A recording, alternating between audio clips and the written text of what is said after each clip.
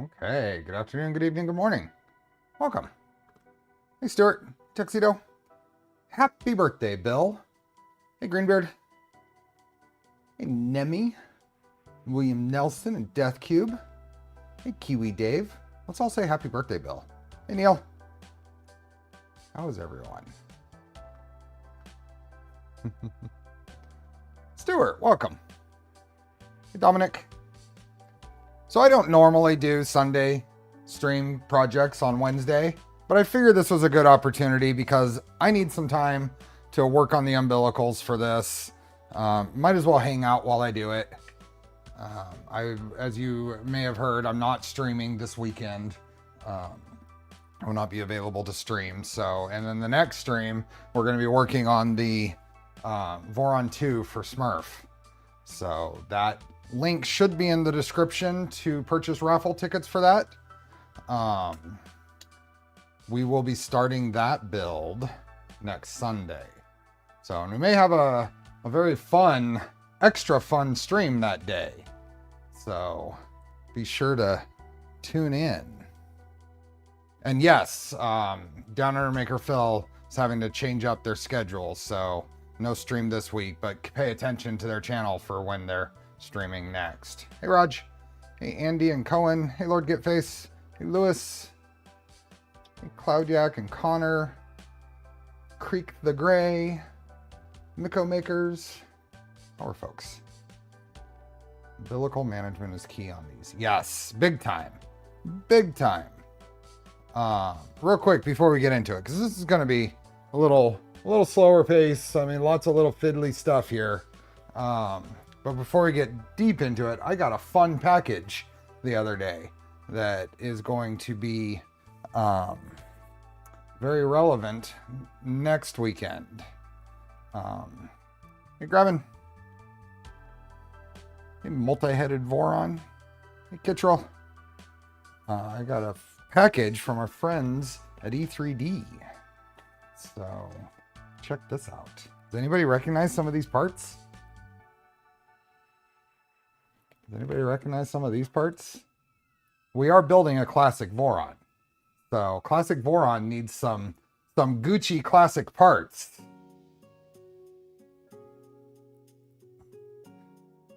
Yeah. I want to check something here before I go too far. So this is going in the Voron 2.1 that we'll be building, that will be raffled off. It goes somewhere here. Yeah, the raffle is there. Let's see how this is doing. Let's see how this is doing. Recycle one of these pages. Link is in the description.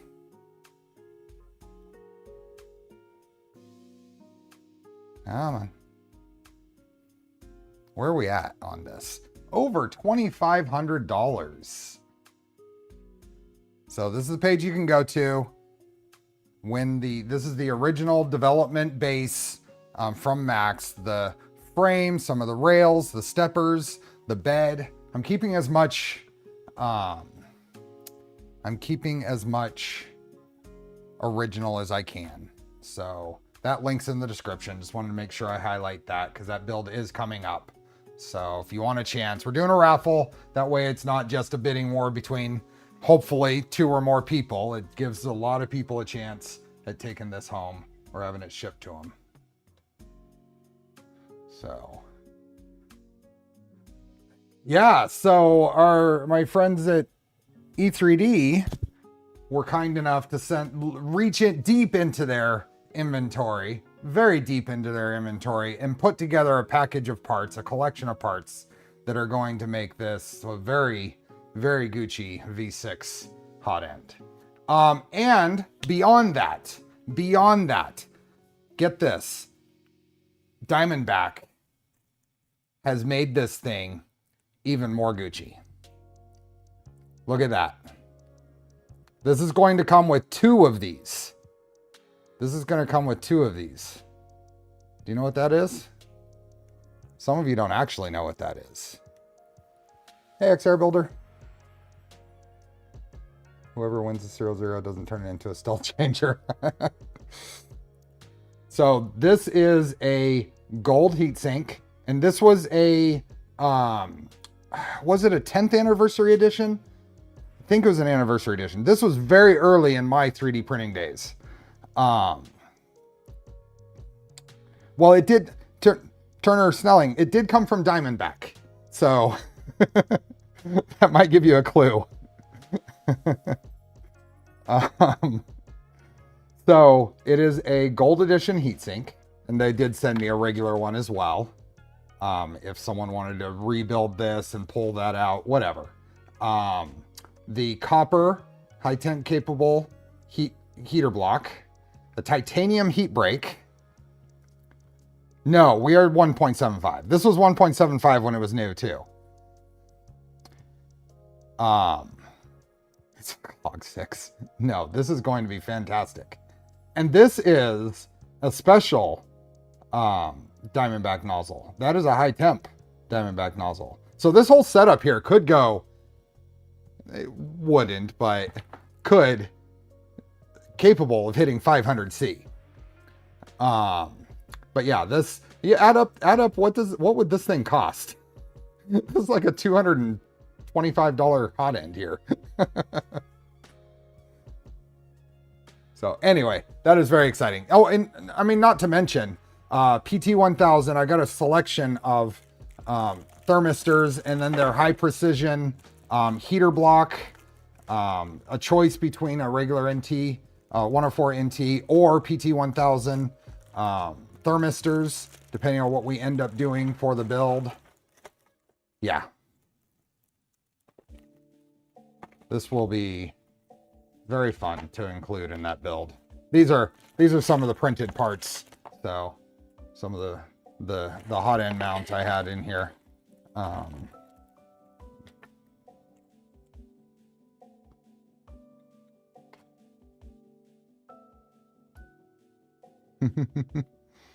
So it is a gold colored anodized. It is a gold colored anodized. Anyway, that is a little sneak peek of the parts that are going into that build. So I am too loud. I know. I put the microphone over here so it's not muffled, and I turned up the input volume on the computer, and we'll see if we get as many people complaining that it's too loud as we're complaining it was too quiet before. How about that? So anyway, I wanted to cover that. Be sure, if you want a chance at that, visit the link in the description. Get your entry in. It is for a good cause. It is for the Sanjay Mortimer Foundation, and we will be drawing that name at Smurf, I believe, on Sunday. Same volume as other streams. Awesome. My beard is full and thick and sound deadening, apparently.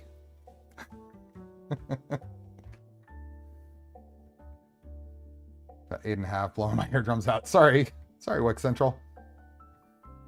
Did Diamondback produce that nozzle just for that, or did they stock? They do stock V6 nozzles. You may have seen that particular nozzle. So that's the new high temp. I don't think it's for sale yet. You may have seen it on Zach Friedman's video recently. He showed it. I did get permission that it is okay to show that. But it's really cool that so remember, that's coming with 2 of those. I don't know if I made that clear. It's coming with the 0.4 and a 0.5. No, 0.6. A 0.4 and a 0.6 of that.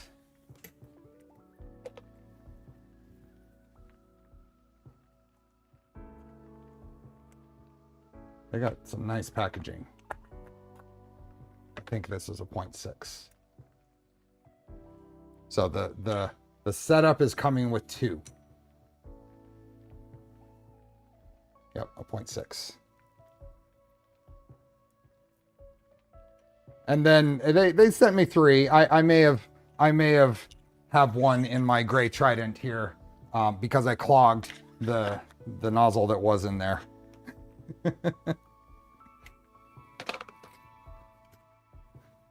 So.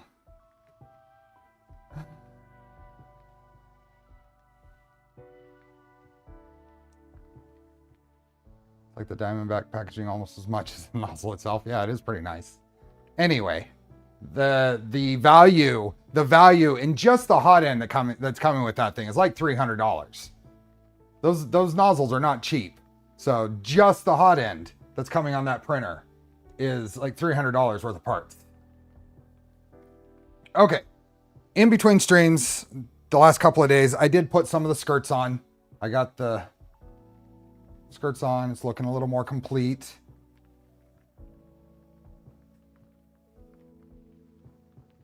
So we are going to, what I want to do today is get a handle on how long this umbilical needs to be. And then I'll duplicate that across the other 4 and get those built. Now what I'm hoping to do is get this one dialed in, and let's do a PID tune on the hot end and do a print while I'm sitting here building other umbilicals.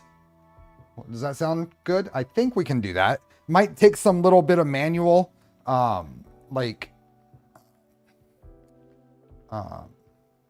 setup, like prep, like QGL and preheat and stuff like that.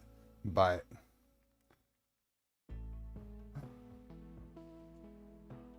we'll see. We got a 2 or 3 hours here. We can work on this. Before we get too far, let's make this guy happy.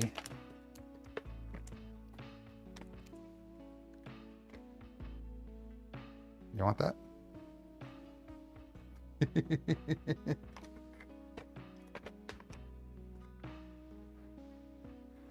Oh, you dropped it. I'll be nice. Surprised he didn't dive after it. He knew there were more coming.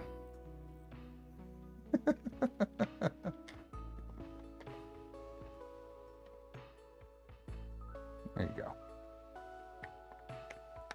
Clean it off. Good job. You've learned not to bite. That's 2 times in a row. Learn not to bite. Okay, let's see here.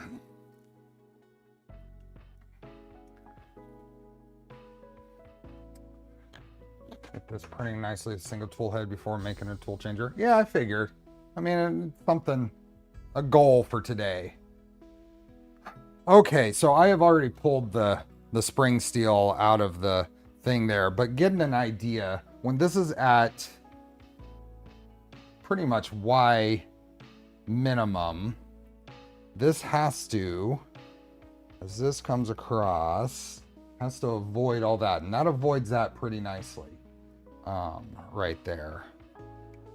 All the way at Y minimum. That avoids that. Now, I've already pulled some of this back. But what I think I want to do is take about 2 centimeters off of this and put it kind of together and see what it feels like. And then see if we can get away with pulling even a little more off. So when this is over here and, oh boy. There we go. Let's put this down at about print level. That's pretty close to print level. And this is like that. We still have quite a bit of slack here. So we can probably pull this back even a little more. This is going to go to about there. So that's about 2 centimeters off. Maybe let's just go for like 3 centimeters off of this. That's going to hit the other tool heads with Z further up. Yes, that is absolutely true. The setup here has a notch of an exclusion zone where you can't print above a certain Z height. So that is absolutely true. You cannot print all the way up in Z at Y minimum. You have to go back to like, once you get up to, I think we said about 100 or 120 millimeter Z, you have to make sure that your part doesn't come in more than another 100 or 120 millimeters back. So, and there are scenarios here that you just have to kind of deal with. Like we were talking before about what if you don't have a tool on there or tool 0 to home? Well, you take tool 0 off the dock and you place it on the tool head so you can home. That kind of thing. There may be some potential solutions. Lower your Z-stepper current and run it all the way to the top and skip steps like Prusa does for their... Dude, that's my keyboard. You were doing so good. You didn't do that the whole last time. But, okay. I am going to start here.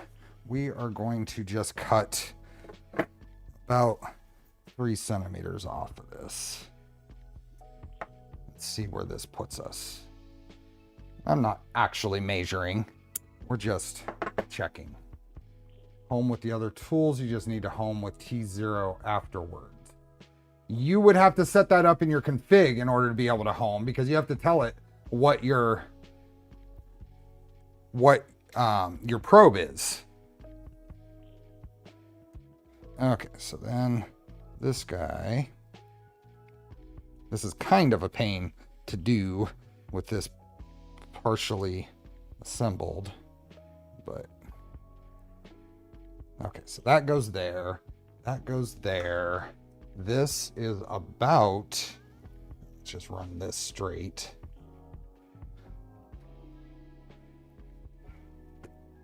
That's there, and that's there. That's still quite a bit. I think I can pull more off of that.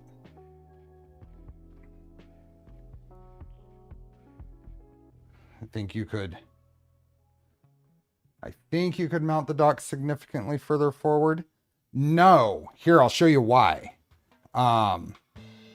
You're right now here. Let's see if we can get a view. Here is our pins. You can kind of see it in the corner there. That is our pins that we have to line up with the pins up here. We are at Y minimum right here. And look how close that is to actually lining up with what's up here. It's not significant. You might be able to get a few millimeters more efficiency out of this, but not a whole lot. Hypermice, welcome. That is Oscar. This is Oscar. And if Felix graces us with his presence, that's the black one. No worries on there's no interruption there, Shadow. This is really just a chill hangout, try to figure things out. Don't expect a full like progress stream here. This is a opportunity for me to get some more of this done and kind of you see the process of kind of fiddling with the setup. And apparently petting Oscar a lot. Look at that. Look at that face. That's a content kitty.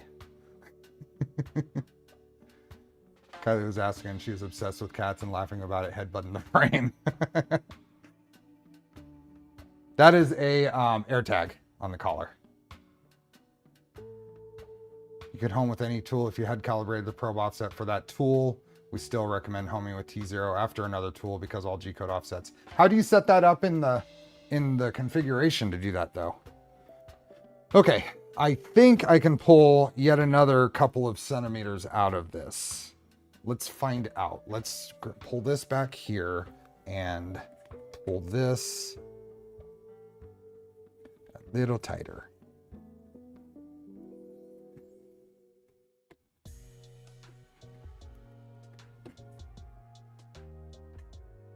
So that's pulled like that. That's another couple of centimeters. That's starting to feel like where I want it to be. I'm in the far corner. So really this should be the tightest that it can get. Hey, Joe Tech. Might be able to go yet maybe one more centimeter or so.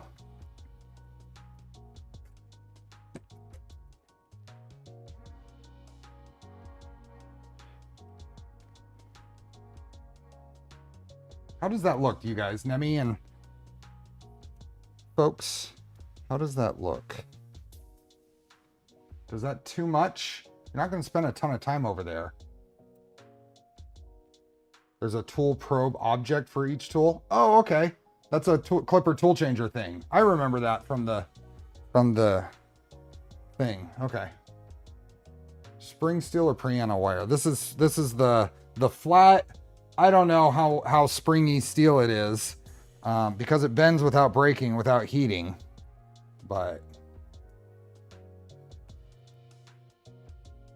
yeah, this is feeling. I'm trying to hold this kind of in its spot.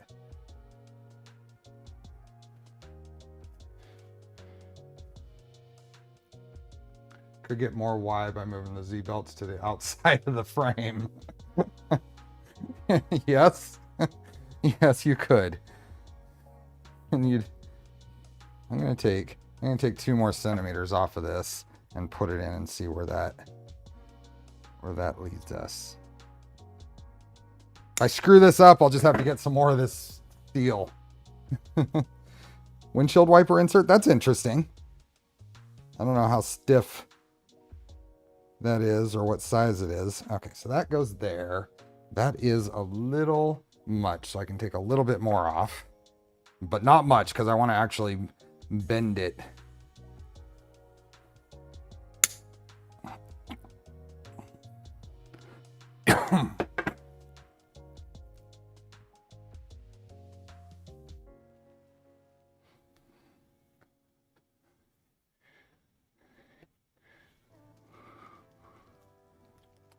What do we think about that? Now that moves across here and has tons of room from hitting any of that. It's all along here. 3D print a strap to hold the wire straight, yeah. Can help indicate if the umbilical's too short. Okay, that's something to try.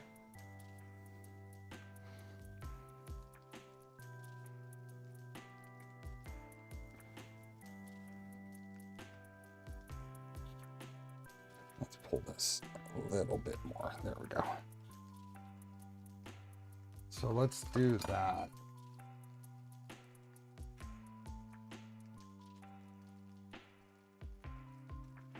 Can I get this through here without bending it too much?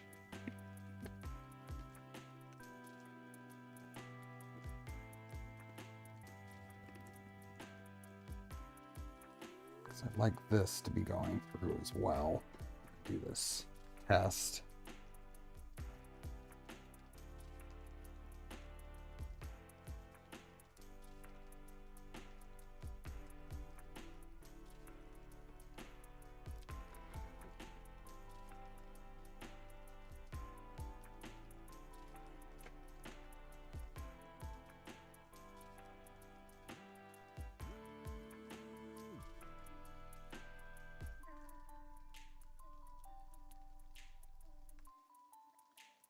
The Lazy Susan is so nice. Yep. Okay. Go to something like that.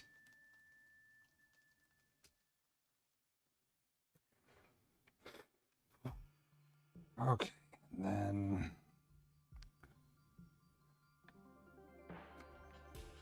let's get this. This is a lot of put it together, pull it apart. You know, there's that. It's got to go straight. This is going to come down and be close to that. I'll hold that there.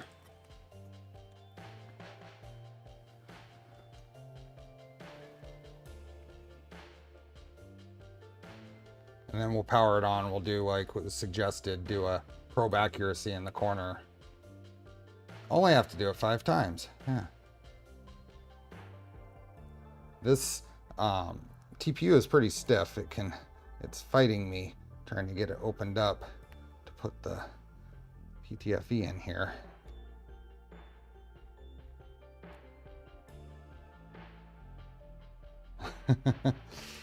I need a, ow, just jammed my thumbnail I don't know how I'm supposed to do that. Hey, JD. There we go. And one more.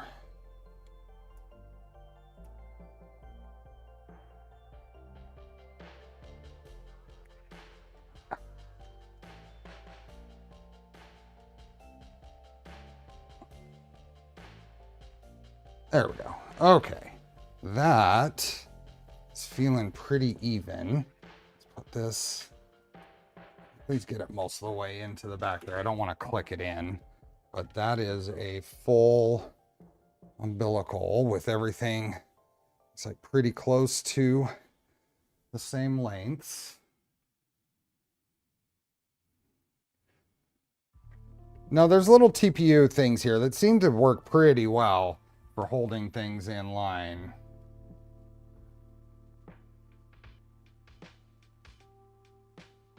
So, okay, let's power it on and see. Am I missing anything?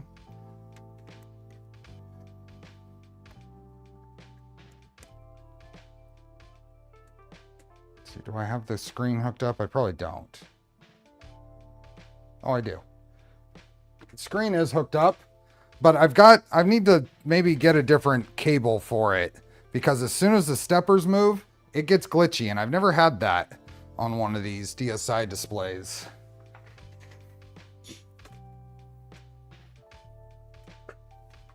Okay.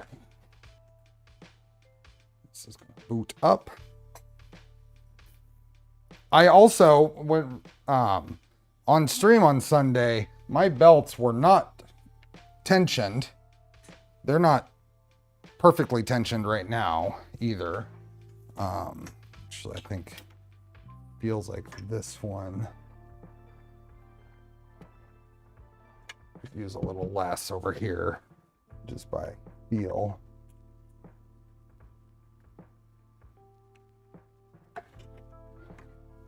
There, I'll just leave that right there for now. All right. Okay, let's move home Y. And I haven't sped this up yet either. But look at that screen. As soon as the steppers move, it goes crazy. I can get it to do better if I touch the cable on the side here, so I probably have something. I need to replace the cable. These Big Tree Tech screens have a pretty harsh bend into the connector, and I think I probably screwed it up.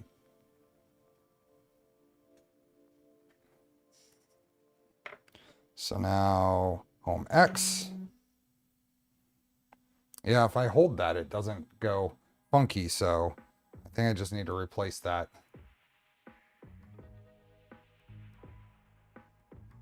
It's just a bad connection here at the board, it looks like.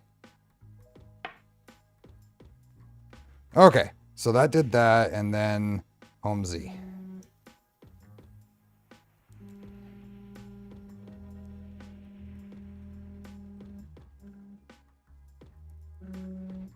Let's do a QGL.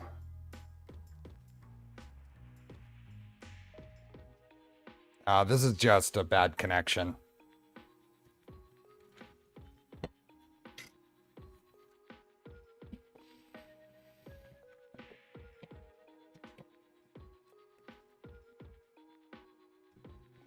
Hey, Ricky. Hey, Chardolos. Okay, one first adjustment.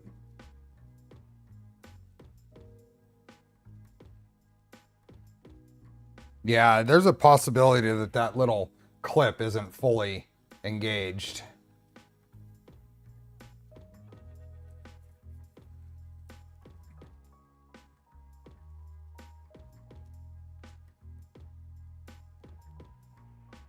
You cannot do beacon or cardo on each tool head, but you could do it on the carriage. You would just have to run another umbilical or a cable chain.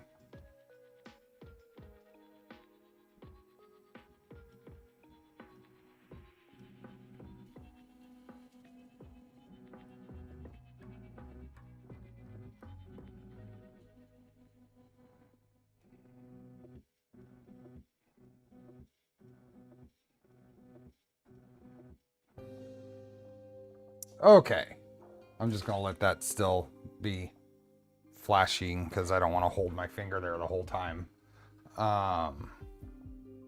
It did retry on that front corner. I don't think, I would be surprised if that had anything to do with the umbilical impacting it.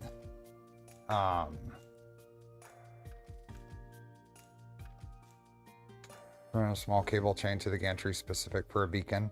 I would probably try doing a swing arm from the corner here because it's just one cable at that point. I bet you a swing arm would work pretty well. You just have to make sure that it stays out of the way of the dock and undock process. Okay, V2 blue. So here we are, right where it's at right now. We're gonna do a probe accuracy.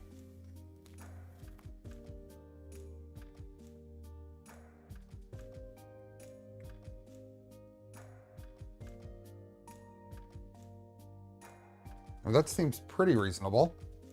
Let's do it again.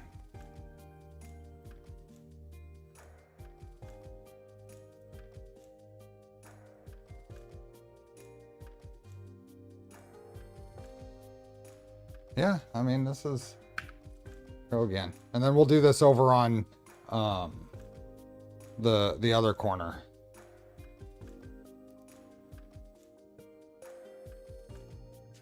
I mean, that's hitting 0.0005.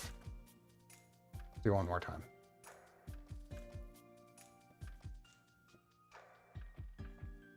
I have not actually tested the tension on my Z belt. So that one's 0.0003. Let's go G0X. It's probably about 25 is where it does it over here. We're gonna move it to the other side here and do a probe accuracy here.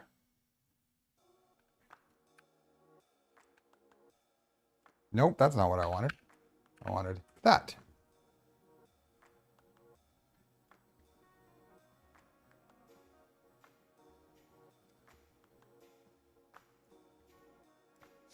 It's 0.0013. That's mostly influenced by the first one. So it's 0.0006.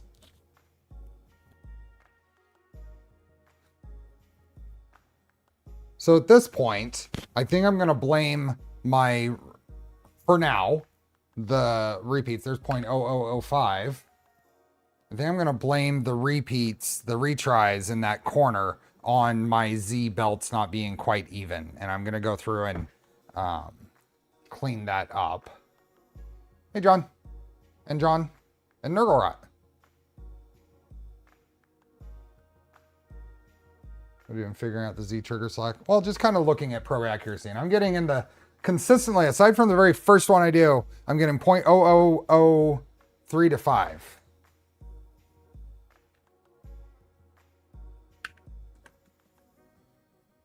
Do it one more. And then we can throw it in the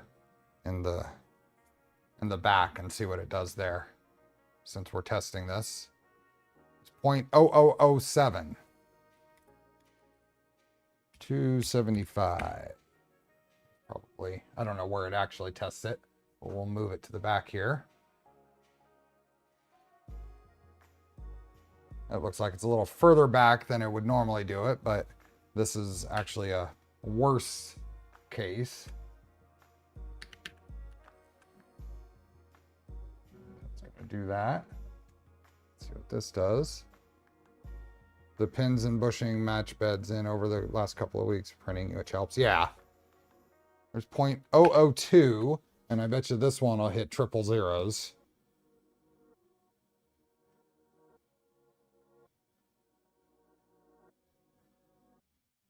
Yep, 0.0007.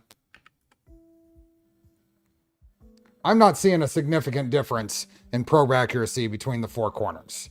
So I've got to figure there's something else going on over here in the front corner, and probably the most likely thing is belts. So, hey David. Yeah, that one was 0.0009. If we go G0X275. Watch it move.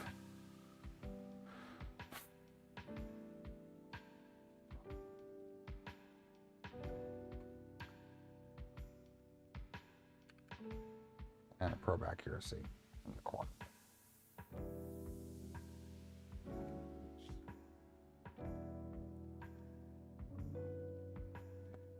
.001, and let's see if we get a triple digit report this time. Thanks, David. Missing TH. Huh? Have a good stream. Oh, see ya. See you, Neil. Have a good one. Hey, James. Yeah. Oh, that one I gotta. Here we have to do this again. I got a 0.0000000, which isn't actually true because there's micro steps. You can't. It's got to be within a micro step. That one's 0.0005. So cool. I'm okay. What do you guys think? You watch that, Nick and JD and Nemi, whoever's here from the team.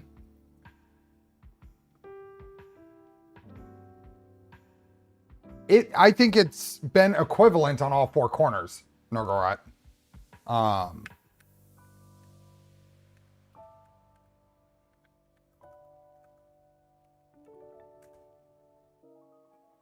think it's been equivalent in all four corners.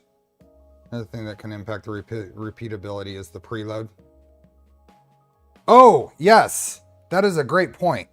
Yeah, and that can be adjusted. I can feel a wiggle there. That can be adjusted. So remember when I was showing the shuttle off and the two little screws that meet up with the magnets on the plate? I adjusted all those prior to putting the tool heads together. I'm going to have to sit down and go in and adjust them after, because when you put the tool heads together, it does seem to tweak them a little bit. And I can feel just the tiniest little bit of wiggle there. So I will do that separate though. But I still think last stream, my belts were completely loose. They were awful on like this one back here was completely loose. I need to go through with my little PF Makes gauge and make sure they're all the same. So, but really the point, what I want to get done here is get the umbilicals configured and get a couple of them built. Clipper screen is not happy. The cable going to it, I don't know if it's not fully, I think it's probably, I'm hoping it's just not fully clipped in on the front here. See you, Chardalos. Have fun shopping. Okay, so if we go back to the dashboard and disable the motors, so we can move this all the way forward, that doesn't seem like it's putting any real undue stress. David, I saw that question. I'm sorry, I meant to answer it. This is 3DO ASA glass fiber Ratrig green. I got that from Fabrico. I think the Fabrico's the US, at least the US reseller that I know of for 3DO filaments. What is the door that goes on this? I'm going to just put the regular Voron door. This is all set up for the Voron hinges to go in here. And the Voron magnets, everything goes in here. So, okay. I'm pretty comfortable with this. So let's get this one a little more dialed in, and then we'll take it off, measure everything, and start building the other ones. We'll take it off, measure everything, put this one back on, hopefully get it printing, and start building the other ones.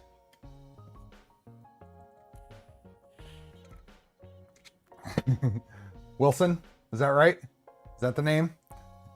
Hypermice, because glass fiber hides all the sins. Glass fiber hides all the print sins. It looks fantastic, and it hides all the things.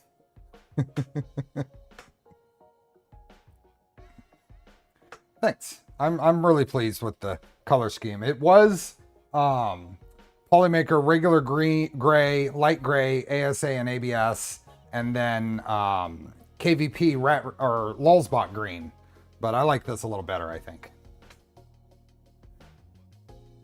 Okay, so that is good. Let's go ahead. What's interesting is it doesn't, it stops when I wonder if my finger is being like a choke type thing when I touch it. I'm not actually impacting the connection. I'm grounding it basically. Because it's fine right now, but as soon as I engage the steppers, say home Y, it goes funky. But if I touch it, it's fine. Wonder if it is still a noise thing. Yeah. Wonder if I can ground out the screen at one of the mounting points and see if that helps. Yeah, as long as the stepper drivers are engaged, it's doing this. I've never had any of these on any of the printers I've built do that. As soon as I disable the stepper, it stops. So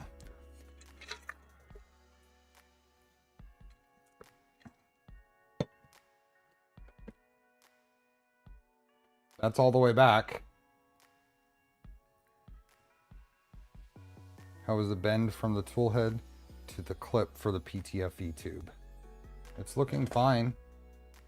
I don't see anything bad there. But what I did want to do before we get all the way, when the bed heater is on, that's a good question, John. Let's turn the bed heater on.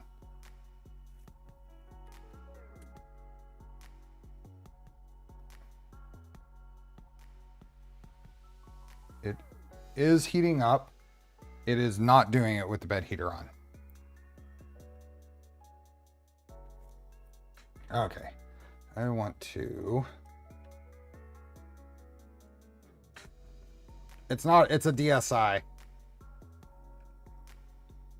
And it's really hard to make sure that nothing is close to the, to them. So I can't say that it's not close.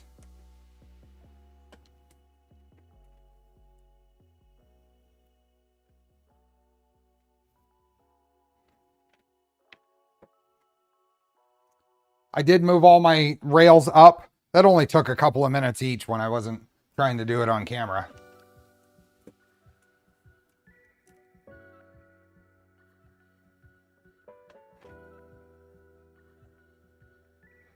I wanted to kind of see what that looks like about the maximum height. I wanted to see what that looked like with this length. Oh, it's like 210. So it's still gonna, is it still gonna rub on the top hat? Or is it, where is it? I'm looking for it. Oh, there it is.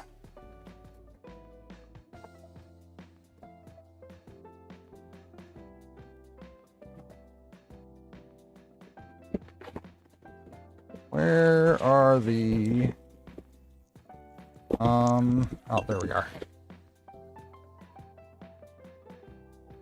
So we got top hat extrusions. Yeah, still rub. Is that a problem, or should I go even shorter? Can I get away with even shorter?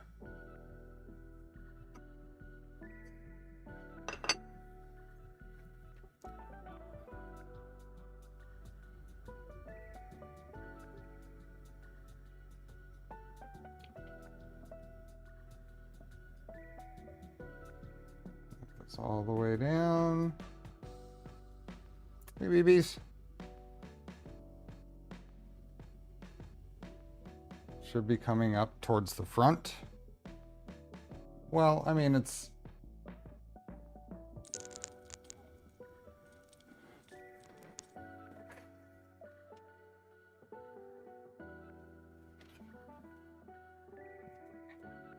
I come back over here.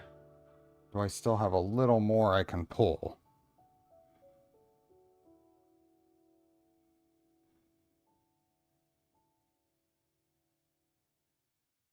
Forgot how much less free time you have when you have a full-time job.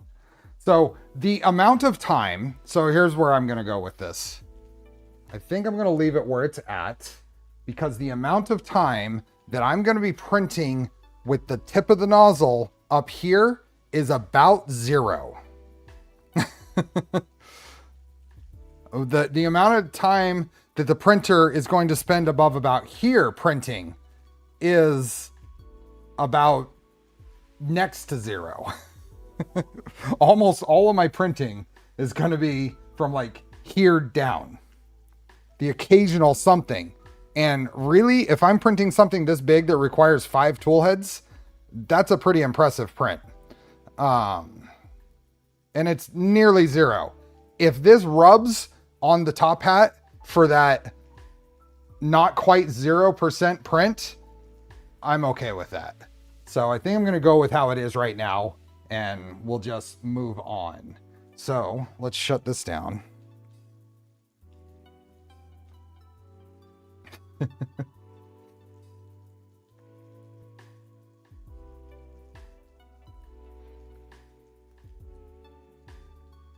Shut this down, get this apart, and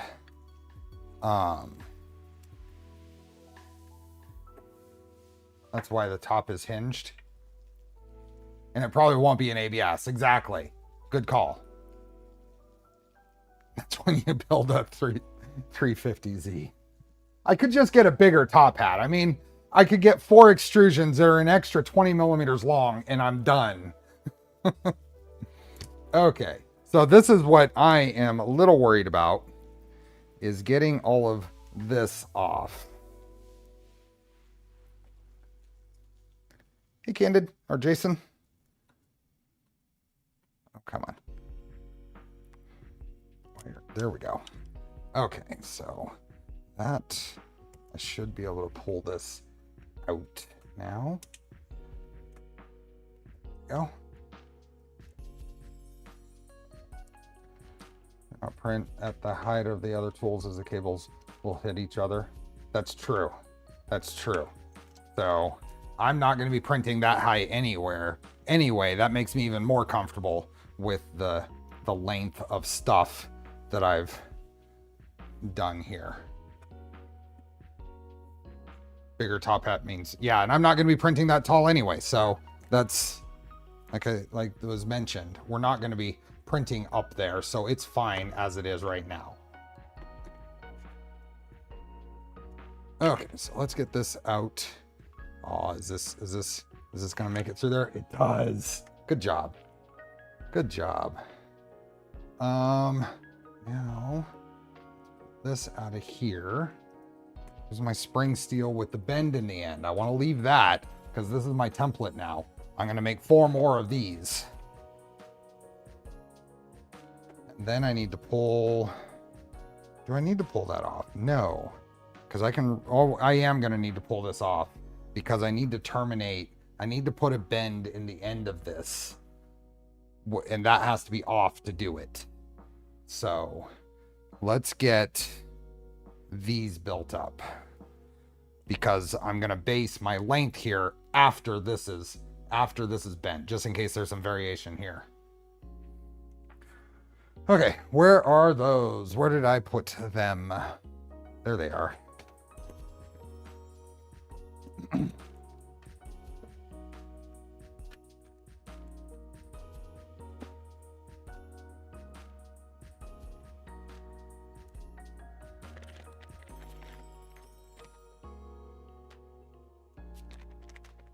It would have been nice if LDO included one extra of these, just to give yourself a practice piece.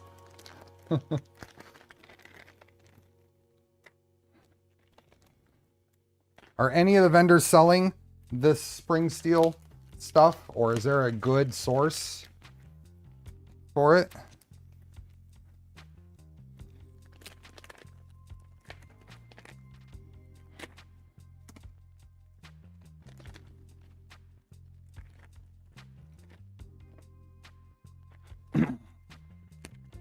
AliExpress is not. I don't consider AliExpress a good source anymore. For a while there was a fantastic source. Quicker than some US sources. But I don't know how great it is right now.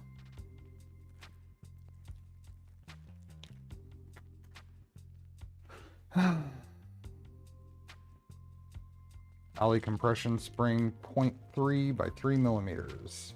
You picked up some from McMaster. Now the stuff that you pick up, is it actually... Oh, I'm going to need to make sure the safety squints are ready for that. Still a good source for non... You're right. You're right.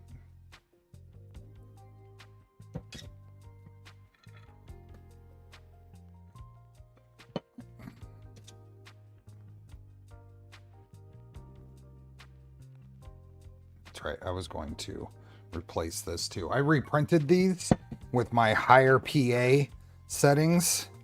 So I have new, all of those to use. This one was maybe not as great. Guitar string, but this is flat. Good for us Canucks, pretty quick shipping normally. Okay. Okay, we need some pliers, that, and this is a, I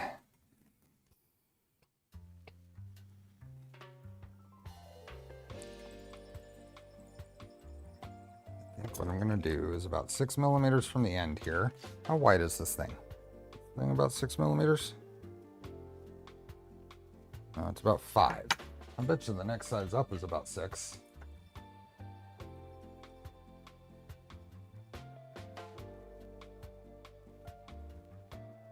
Yeah, it's right at 6.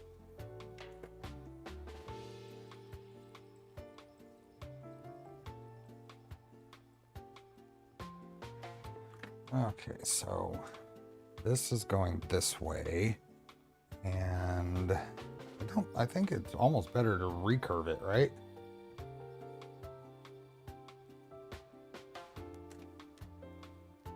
So let's take this and bend it at the 60 that it needs, and then another 6 millimeter, or actually it'd be 12 millimeters, right?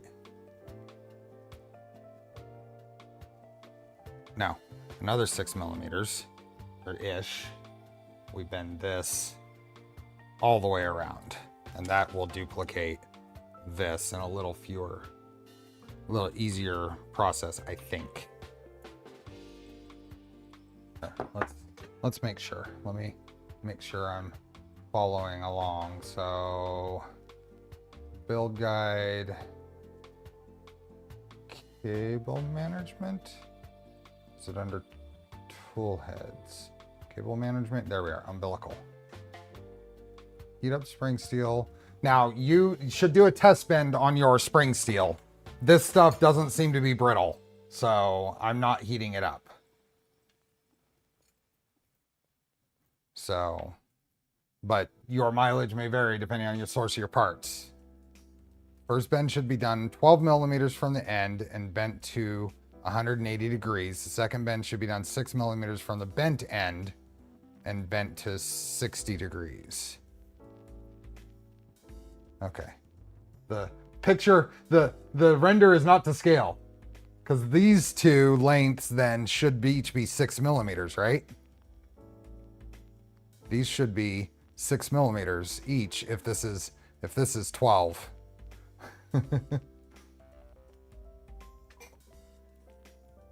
But this went in the stuff pretty well and held in place. So I think it's correct. So I'm just going to do it. I might make it just a little bit, like 7 millimeters there. But I think close enough. It'd definitely be a bit to scale. I got late. Oh. Okay,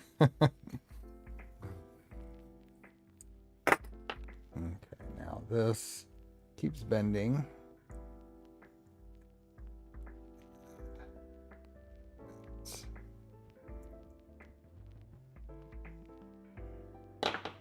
I think something like that is going to be okay.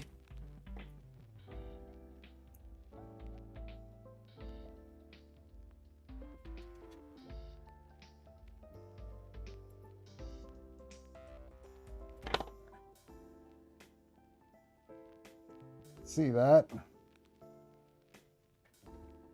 And then this will be, the length will be based on this. These should be the same length.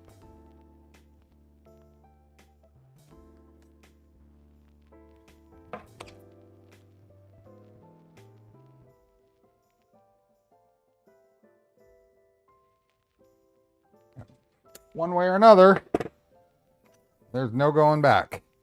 I have two that are the same length.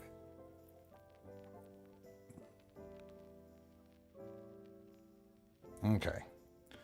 With that, I have one I can use now as my template. I can get this started. I've got to, I want to hit these with the heat gun real quick, just to get any stringing out of there. So let me do that real quick. That over here.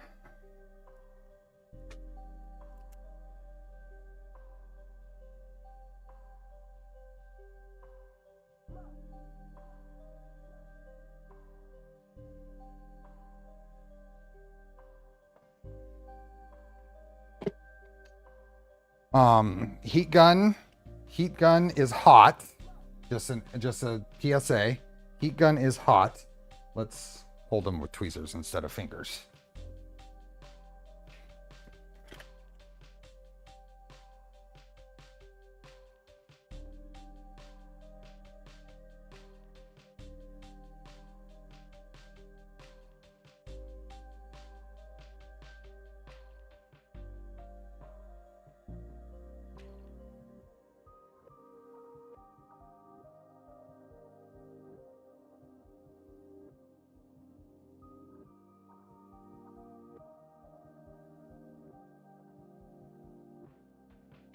Why do I only have 4 over here right now?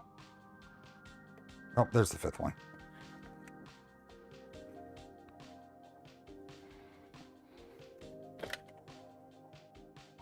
Oh no, that's not the 5th one. That's an old one. I have too many of these. I printed like 4 batches of these. Oh, there's the one. I missed it over here. Hey, Ranch Kid. Hey, Mr. Franco. Let's try that new star-shaped PTFE. I have not.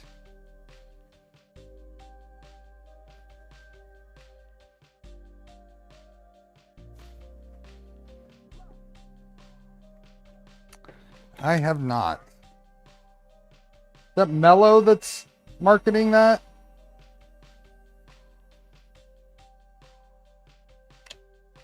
Okay, hopefully that's good. Okay. So now, building one of these, this guy will go through.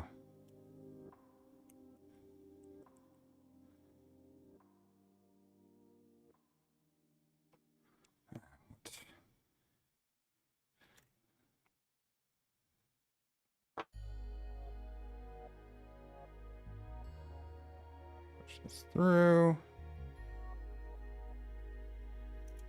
There we go. All the way down to the bottom. Just kind of figuring out where it pops through. There we go.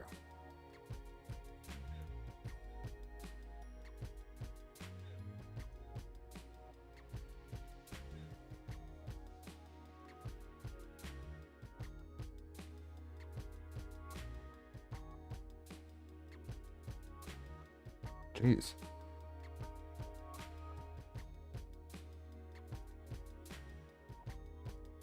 Does not want to go through. I think it's catching in there.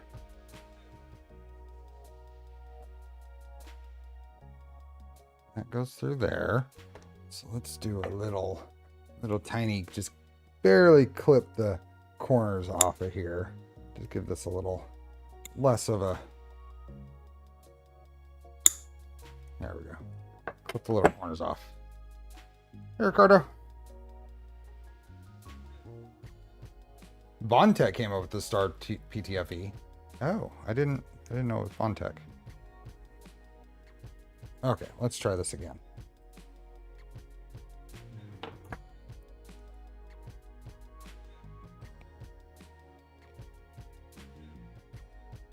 That is just, it keeps catching. Maybe I put a little bit of bend up on that.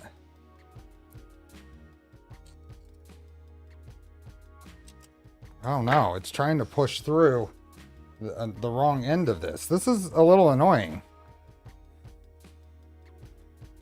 I have to put it through that way. Here, I got an idea. Let's guide it with another one. Actually, since we're not going to have that, let's try it with let's guide it. Guide it with a scrap here.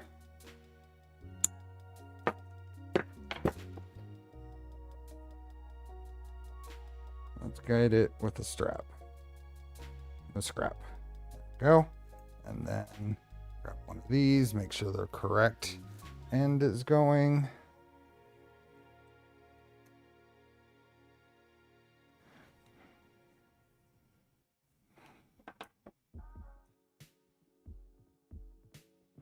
There we go. That was a good idea. That worked. Jake, how you doing, man? I'm sure I'm gonna see you in a month, a little over a month, right? Okay, so that's in there.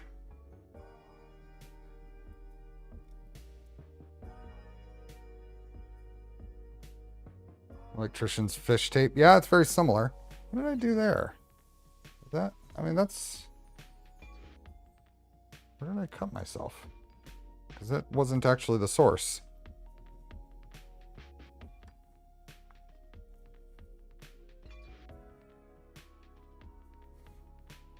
I don't know. Okay, so that does that. Now we have to pull this. This is what I'm a little worried about. I have to pull this off of that. So let's cut the zip ties off of here first.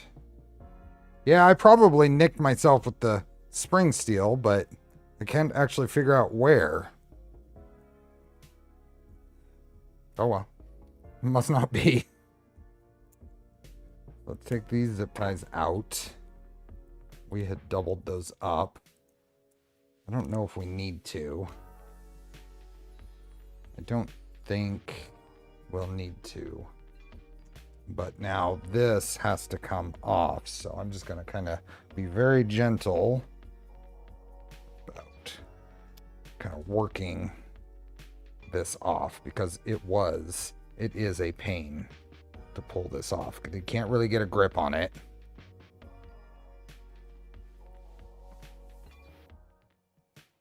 Let's see if I can pull the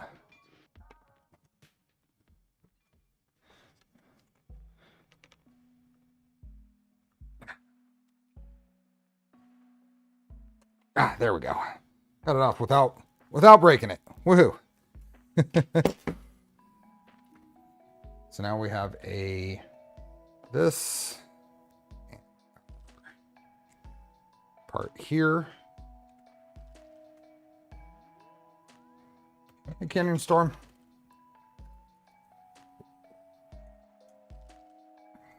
What did you think of said? I responded. I said shiny. I said very shiny. So this is the wire, because it comes, you know, zip tied or bundled up. I have been, because we were talking about this last time. I have been hanging some from weight, and I had heated it up. Let's see how it did. It won't come undone on its own. Yeah. So I've been hanging some of these with 1, 2, 3 blocks as weights.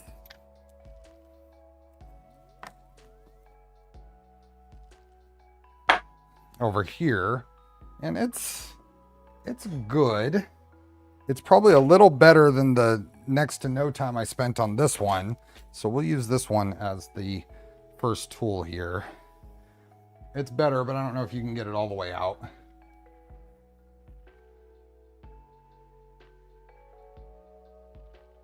So.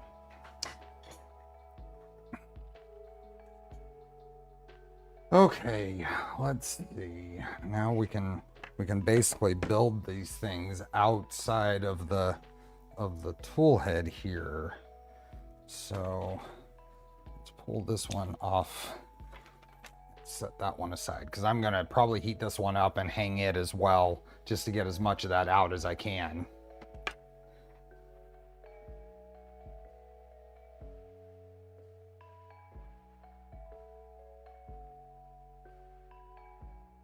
So,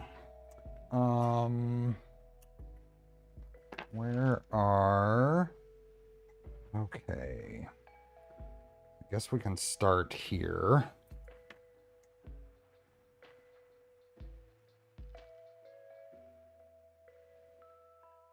That goes on there.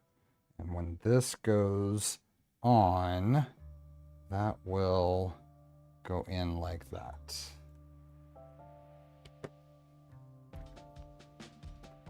So now we have a whole bunch of, I think we were doing 5. I think it works out pretty well to do 5 of these.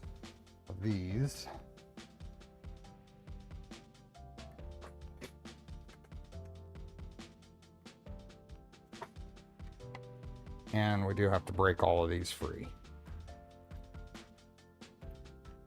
There we go. And there. So now this will go, I guess it doesn't really matter which side it goes, huh? Oh yeah, it does. Yeah, it does. It goes that way because that goes there. So we need 5 of these on there.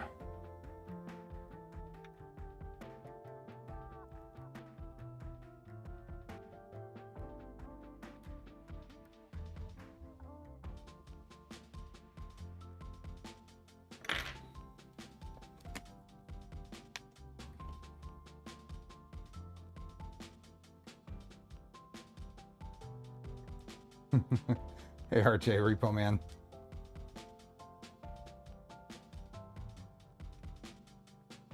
Okay. There.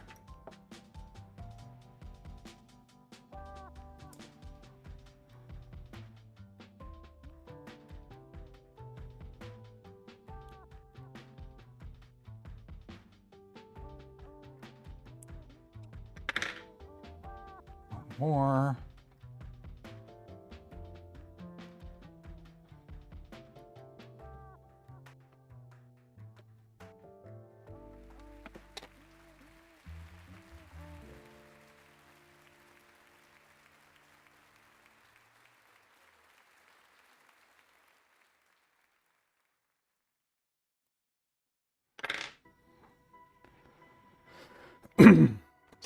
Four.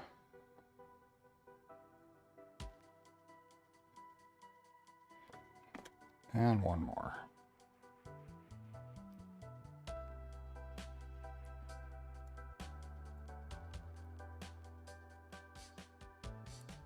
There.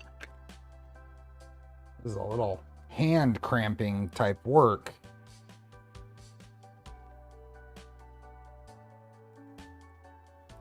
Okay, so that's those. Then we have this. It's going to go through each of these.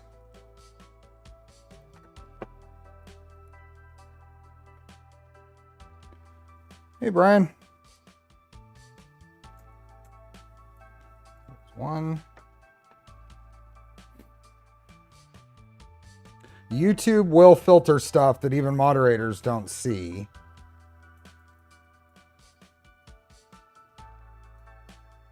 And those that do get filtered won't show on the overlay.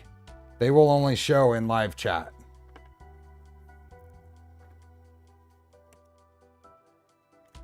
So if you're looking for them in the overlay and they were filtered, it just will never show, because that's a live, up to the minute overlay, up to the second. Hey, Kyle. Okay, and then one more. There's a whole reason for doing it this way, I think, after chatting with folks.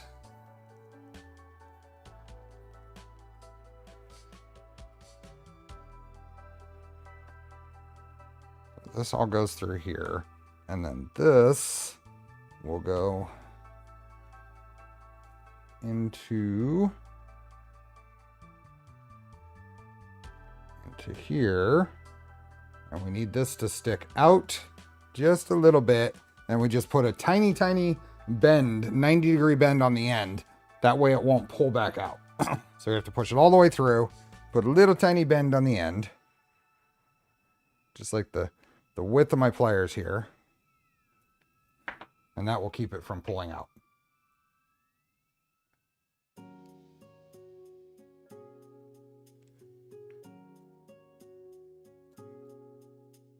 How I do what all? Hey, Nathan.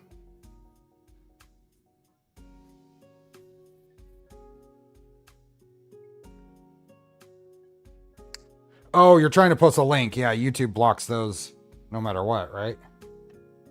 Okay, so now that won't pull out. And this is the length of our umbilical.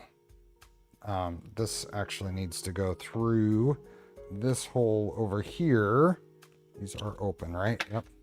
So I've got to work this into here. Kyle, thanks for being a member.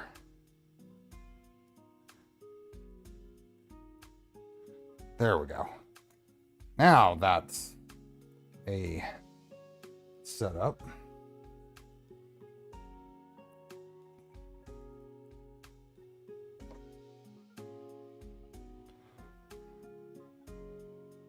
Tuxedo, thanks for being a member for 35 months. Oh, it wasn't a link, just a message about a link posted in Discord. Interesting.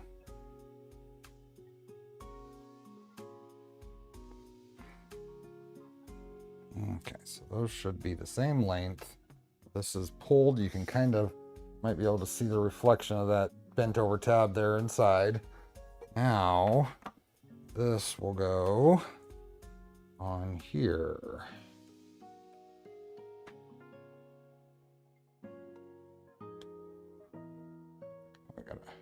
Kind of put that on, maybe push that there.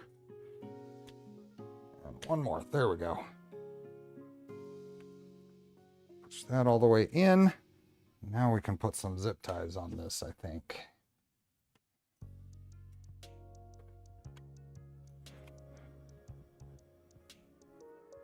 Okay.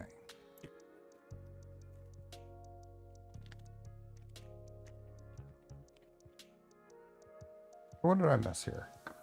What did I miss here? Bill, you're not supposed to give gifted memberships on your birthday. Thank you, sir. Appreciate it.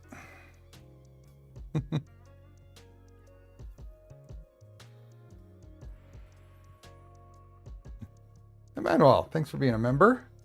Time flies. Yes, it does. Kyle, thanks for the super chat. You get some time. Do you want to see our new doc site? Yeah, absolutely. Send me a link. Okay. Zip tie through here. Hold the top of this together.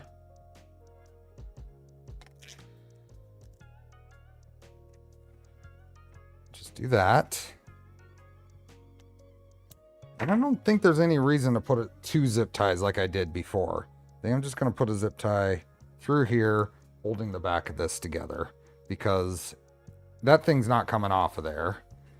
And I don't think it's worth the trouble and putting the stress on all these parts. So we'll do like that. That is that. So let's just set this on there.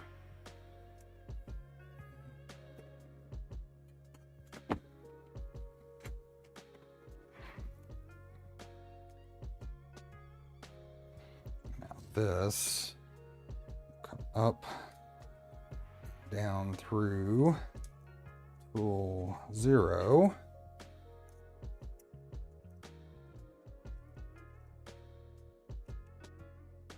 I do want to do some stuff with the back here. That and there's lots of little bits of pulling on stuff, I think.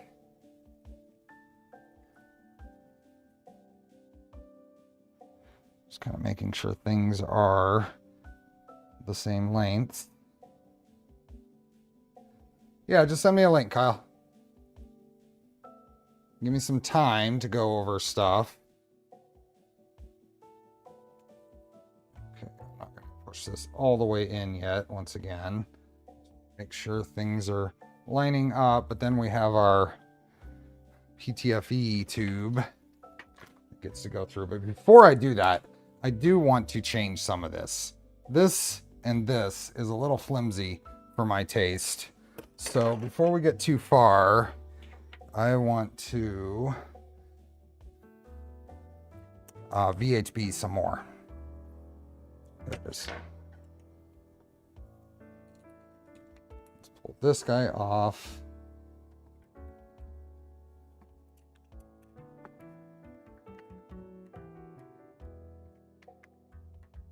I just think there'll be a little bit of an advantage to drop it and maybe break it. No, I don't think I broke it, but I lost a screw. I'll have to find that later. Oh, nope, found it. Okay. So I'm going to put some little pieces of VHB right there, right along these two edges. So let me grab some, maybe this will work. Just do 2 pieces of this.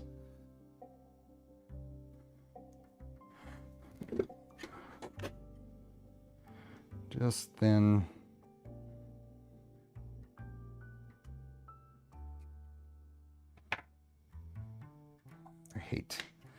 I hate VHB. Mostly the way it sticks to the scissors.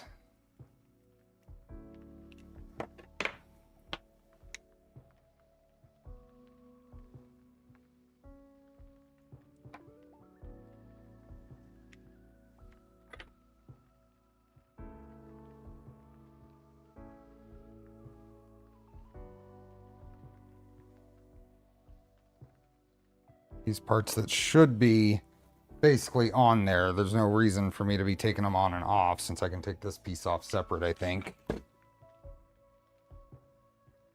What in the world is going on? Why? Why is my mouse set on...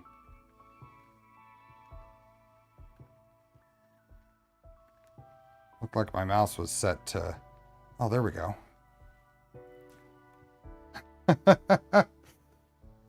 Was I here? Because my chat, I couldn't scroll in it for a second. I missed. So the last thing I got message was presents for everybody from Bill, and it wouldn't let me scroll anywhere. And then suddenly everything popped up. So did I go away for a second there? Let me catch up. Rod, 42 months, thank you. Zip ties, yes. Seemed like overkill when I printed the socks. Yeah, but it keeps the back of the sock together.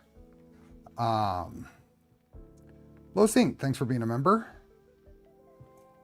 My first race motorcycle body was held on completely by zip ties. Yeah. And Huge Dino, thanks for being a member. All good here. Interesting. Chat froze up for me. I've never had it do that. Okay. So I want to VHB this. Let me get these off.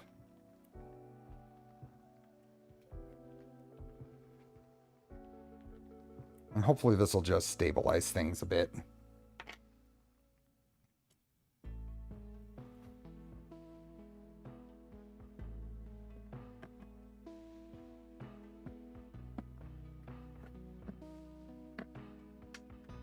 Just like that.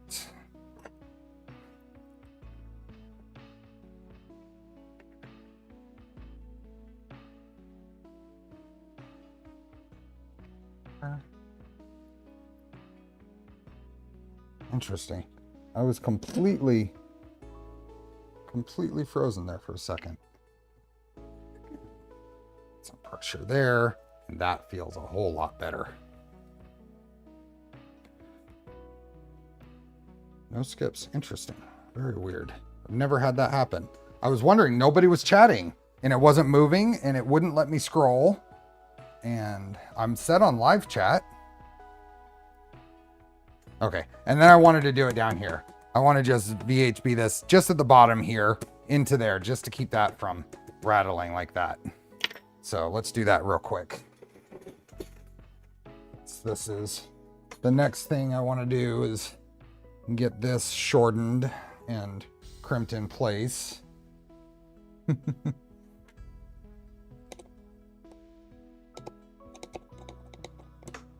Oh, that's 2 millimeter. Oh.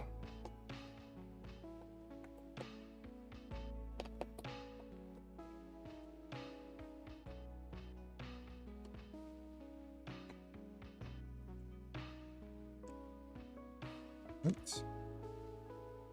Oh, I got something today that was fun. I got a 200 pack.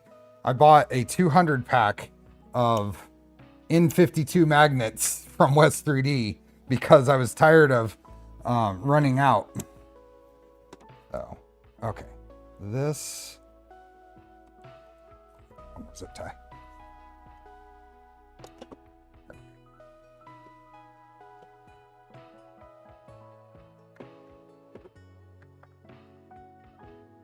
Just pull this all the way off. Where's my proper screwdriver for this? Is it still on here? Oh yeah, proper screwdriver. Play it fast. Thanks for becoming a member.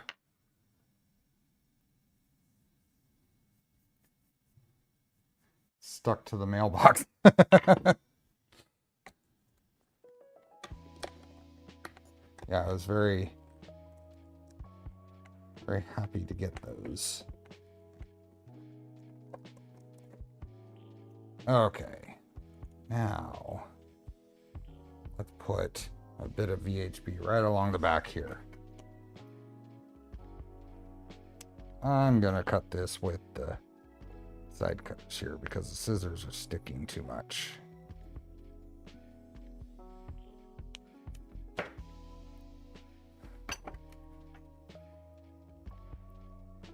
Just gonna put a couple of these here. Like the panel clips. Yeah, those are from Heart K. They're inspired by originally the early Voron stuff and Annex stuff. I resisted going to them for a long time, but I do like them. They are easier than the screws.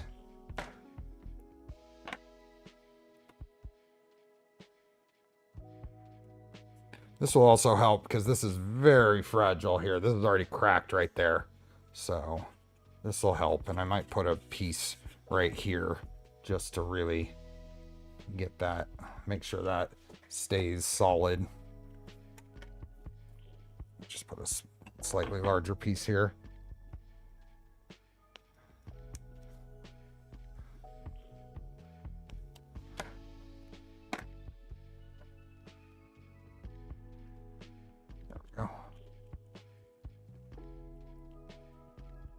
Why did you resist?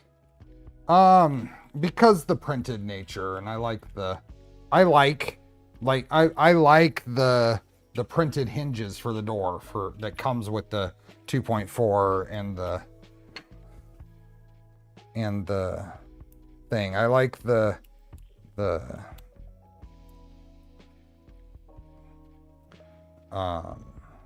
I just contradicted myself there, I know. But I like the low profile, the slimness of the default hinge or clips. I liked. Okay. Now that's gonna go. Oops. Should we get up here first? This is just gonna be a little challenging to make sure that this stays centered completely. Let's see.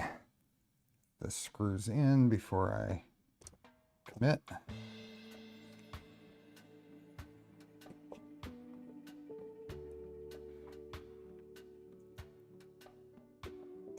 The screw ones are just kind of a pain to deal with, and I think I just finally got fed up with dealing with them. Okay, that is better. Sent the link in Discord. Okay. I don't pay attention to Discord links during stream as much as I pay attention to chat. So I'll get to that later. Okay, 24 volts and ground. Our proper screwdriver here.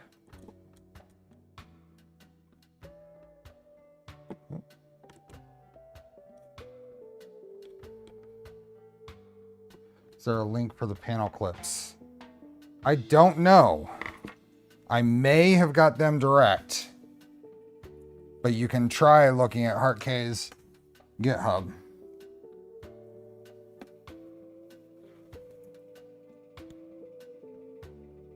Okay, so that's there, and then we want to re-zip tie these. That is so much better. So feel so much better about that with just a couple of little pieces of VHB.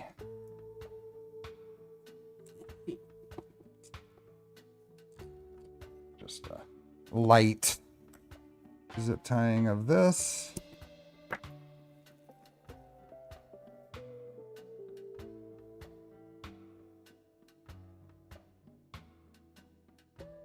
Made them parametric. It might have.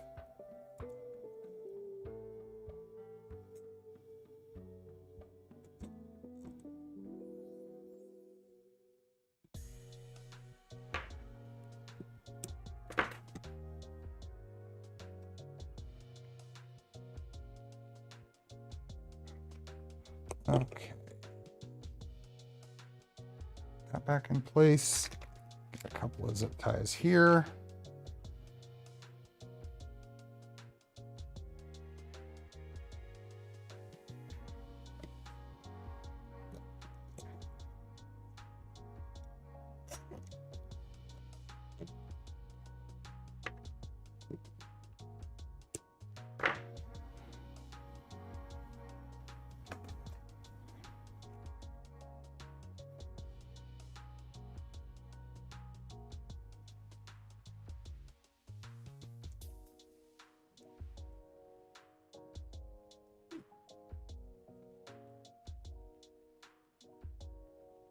Here we go.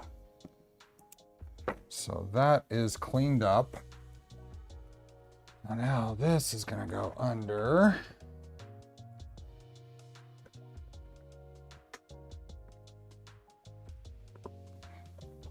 And I think for each of these, I want to do just a small service loop.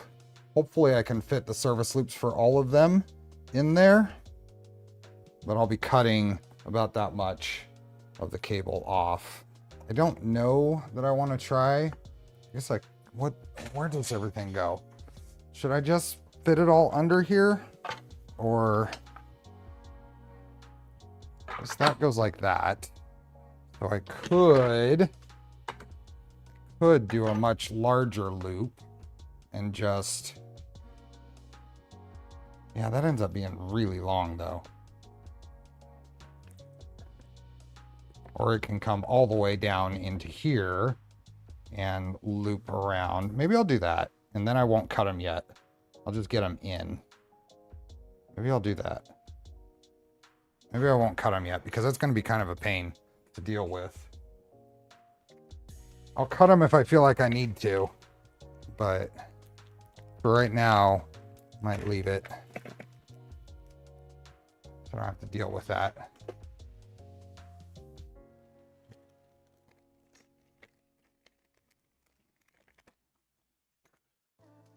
Okay, so where's the other one? We'll use this as our model, or example. This is red, white, brown, and then black in the bottom corner.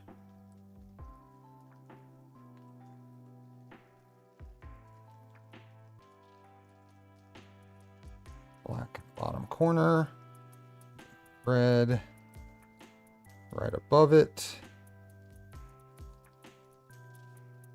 and then white in the middle, brown on the end.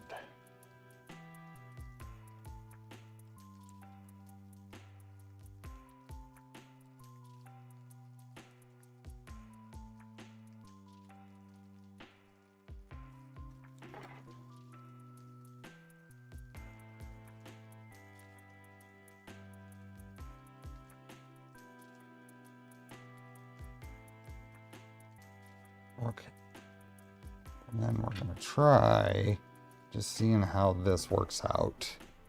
Just put this one in the end here. 1, 2.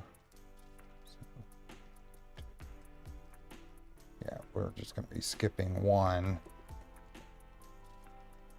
Go. Ooh, that might work. Let's did that. Bend it that way. Put one little loose zip tie here. Hey, Bob. How are you doing?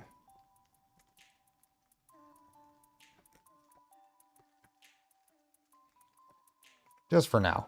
I may end up shortening all these, but I don't want to do it this moment. That one's in place. This can go off to the side. Oh.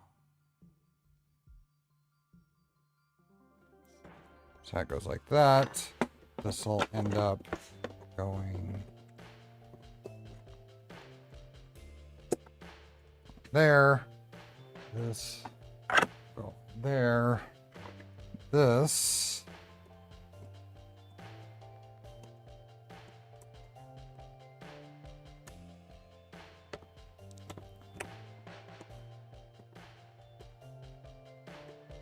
Did I get that right? No, it goes this way.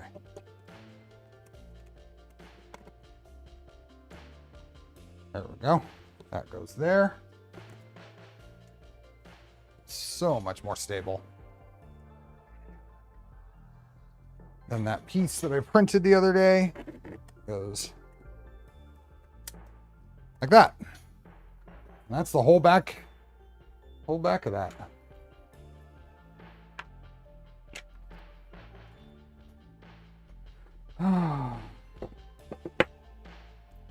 Okay, now I need PTFE tube. PTFE needs to go through there.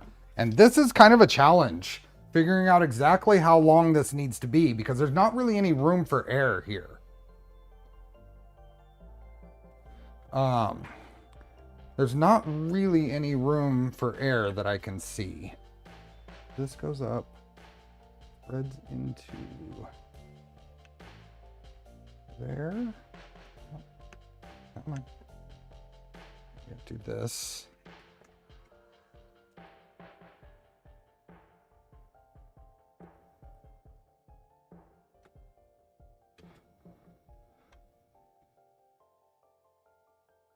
Hey, Natterbreeze. Oh, come on. Is this opened up? Yeah.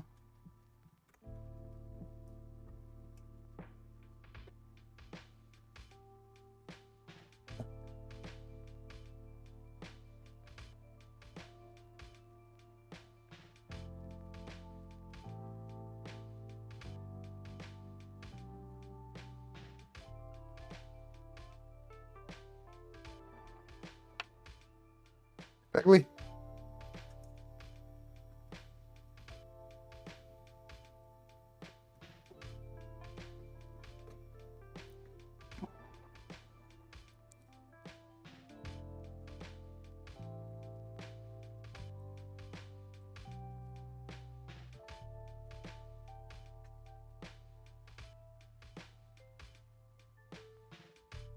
Just moving these clips along the thing to make it hopefully a little easier to get this through.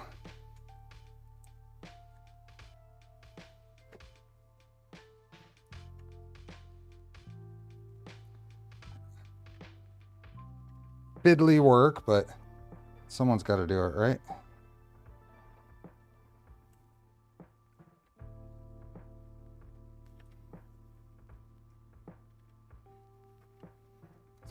This through.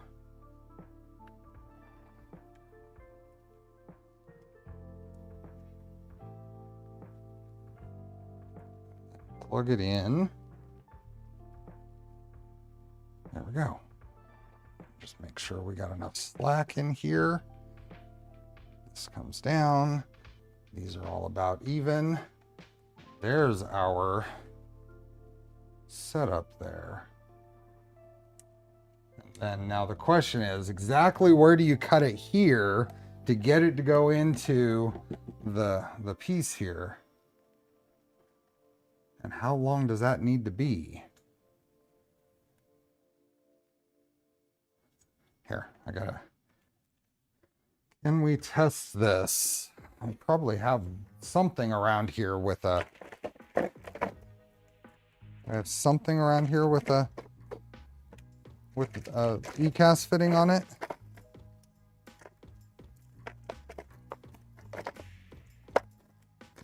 I don't. That's funny. Why not? Why don't I? Nope. Huh. Do I have... Oh, I have one in here. Let's grab a little piece of...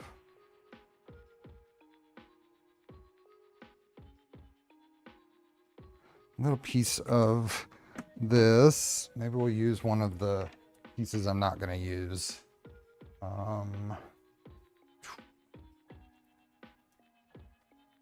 Let's grab one of these.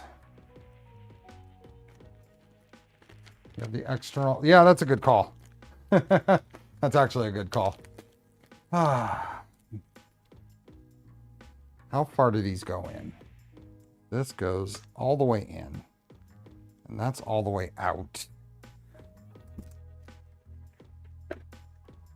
We mark this.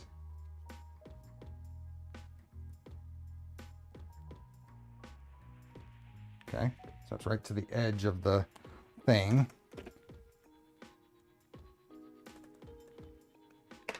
Oop. That gets inserted that amount, which is, that's a very nice and round 10 millimeters. That's a very nice 10 millimeters of insertion. That makes sense that it would be that. I think I'm just going to kind of make my best guess on how long this, on where that is. Cut that right there.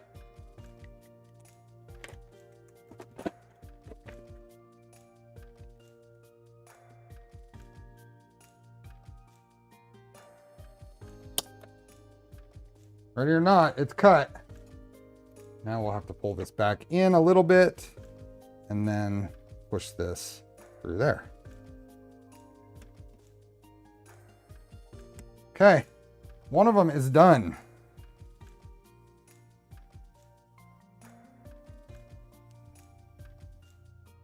Hey, Richard. There. Now we have a filament inlet.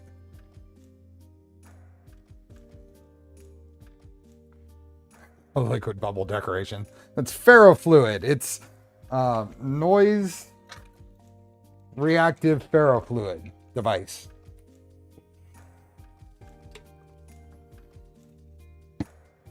Okay, that is one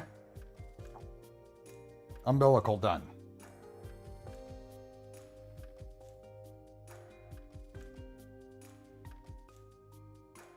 Uh-oh. I hope I didn't just screw up. I think I just screwed up a little bit. I screwed up a little bit. But really I only screwed up with the PTFE, which is fixable. Maybe. No, it'll pull through. But I need to, because I didn't push this all the way in. So let's do that. This should just push in there, right?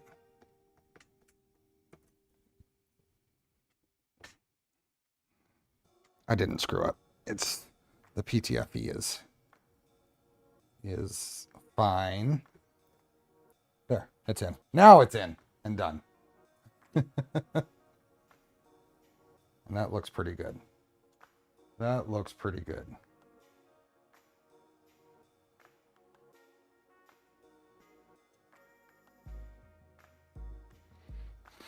Okay, we have 4 more of these, 4 more of those. We've got a bunch of those to make, but what I wanted to do, what I said we would try to do, is get it to print with 1 tool head.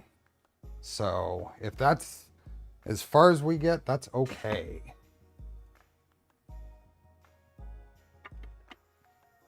Oh, and then with that there, that goes on there, and that's a complete rear housing. And this whole thing, with that extra VHB, all of this feels so much better. Yeah, that looks really good. And this can sit up there. Look pretty close to the same lengths. But we will leave this on the tool head for now.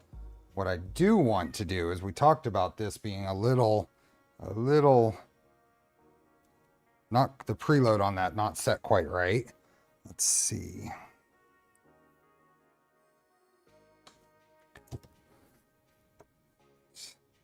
Oops, this one. This one just a little bit. This one just a little bit.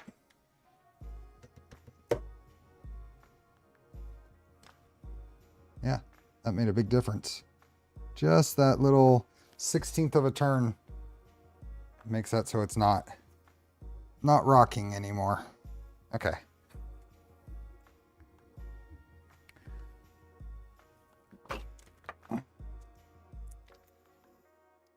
Let's power it back in.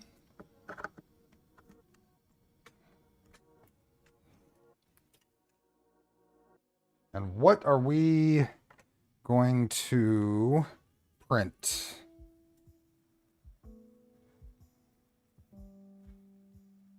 What are we going to print?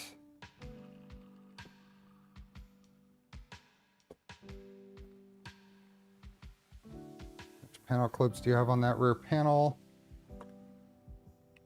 Yeah, they're a remodeled, a remix of those by Heart K. I don't know where to get them. Apparently they're not on his Discord or on his GitHub.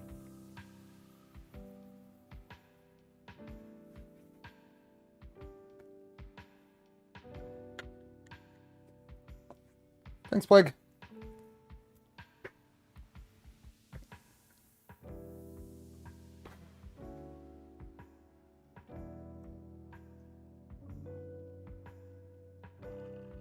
Is oh, no, I'm not gonna mess with grounding the screen. We need to do a PID tune though, so let's get that done.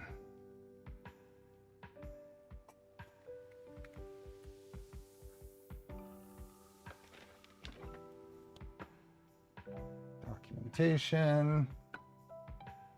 I never 100% remember the command, so PID settings, PID calibrate, heater, target. I should remember that, but I remember how to look it up. again. And console, we'll do 220. We're also observing to make sure fans are turning on and all that kind of stuff. So,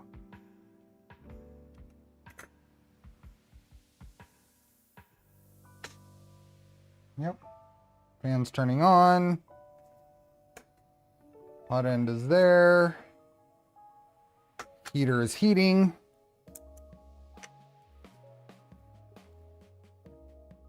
PID tune commencing.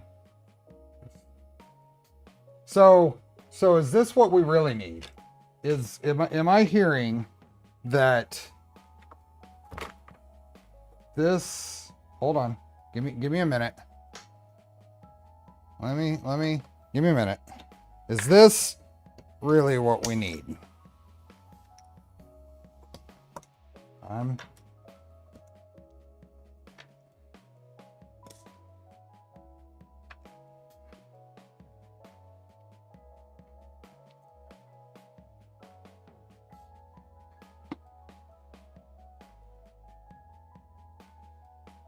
There we go. That's really what I'm hearing we need.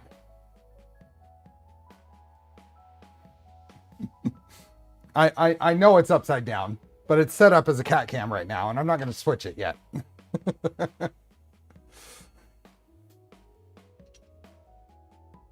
Multi-headed Voron, thank you. That is the hope.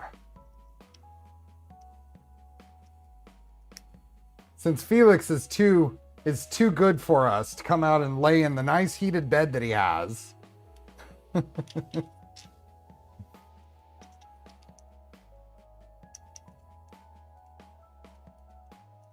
Clip it on beard.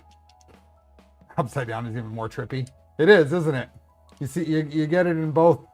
You look at it on both sides.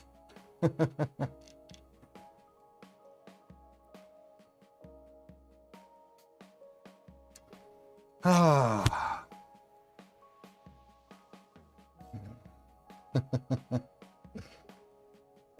Oh. David, we are making lots of progress. Yeah, Phil's the only one that sees this normal, huh? Okay, that one is done. So let's save config.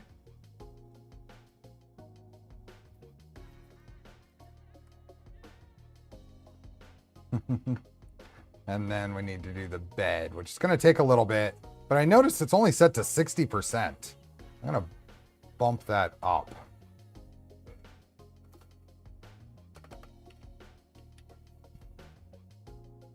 I did that before, but that was probably before I changed the thing out.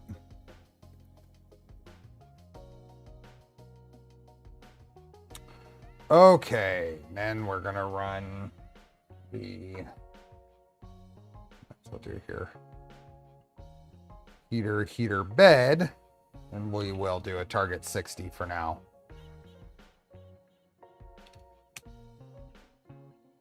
Let's see if this is heating up.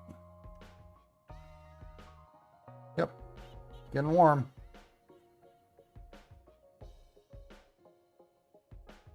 I just set it to 100%.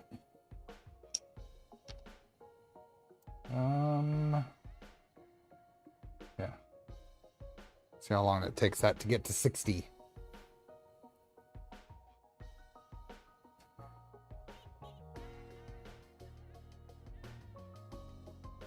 What are we going to print?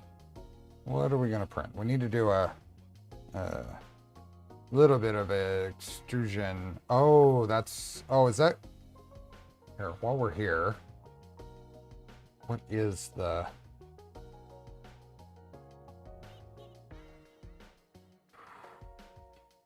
this is set up not for an orbiter.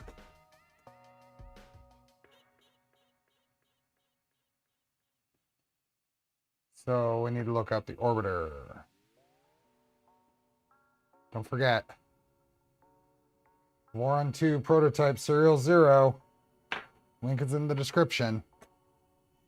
Orbiter, extruder, documentation.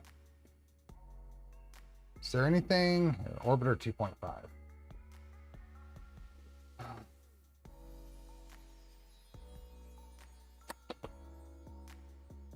40-ish. Rotation distance, 4.69. So this is a planetary gearbox. It is a little bit more difficult to figure out the proper rotation distance. This could be done better, but we're going to just go with what they're saying here. 4.69. So let's go over here and we want to comment out the gear ratio. Although there is a gear ratio here to deal with, we're just going to comment it out. And we're going to change this to 4.69.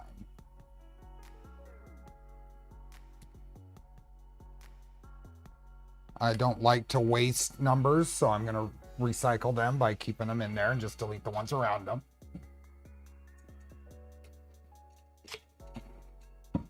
Being very, very character efficient here. No number left behind, right? Except for the ones I deleted.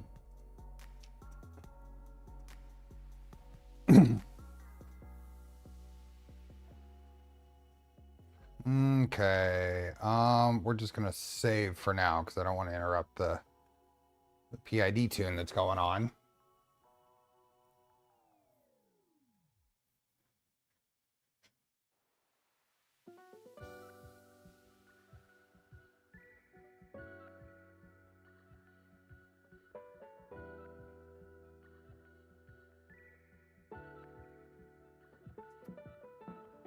Bum, bum, bum, bum, bum.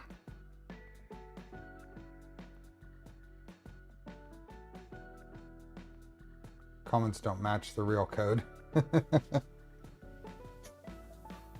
Hey, John Beck.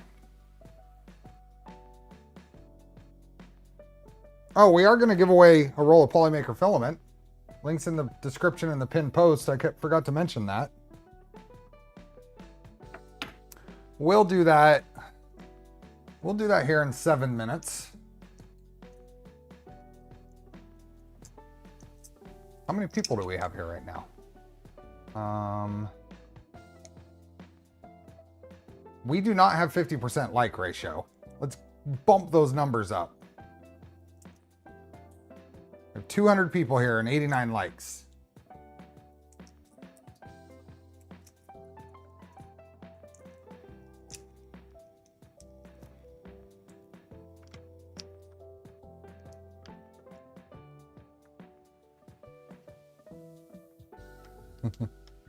There we go. That's a little better. We should be able to hit like 150 before I'm giving away some filament.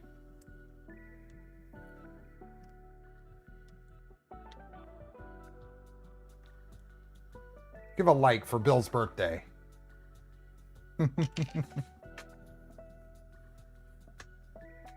Oh, gotta get my Steve Builds cube.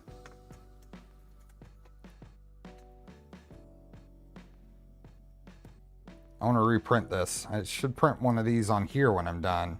Print one on the index too. This one was printed on the Boxster or the black box.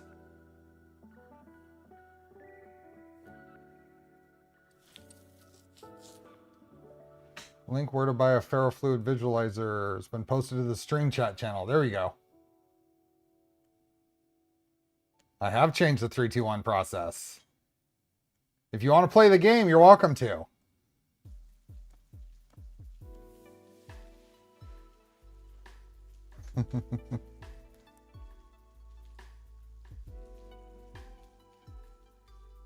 This is a rather good print. I need to pay attention to the black box.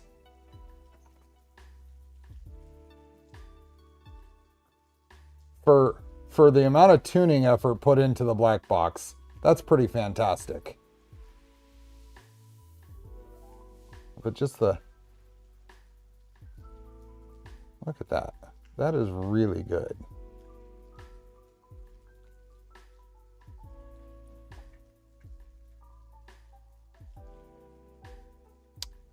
Is that done yet? Yes, that is done. So let's save config. How often do you print with the black box now? Not at all. I have a frustrating point with the black box that I need to get past. I hope to, but the bed isn't rigid enough. So, but there's supposedly a metal part that I should be able to manufacture on my mill that I need to get Mr.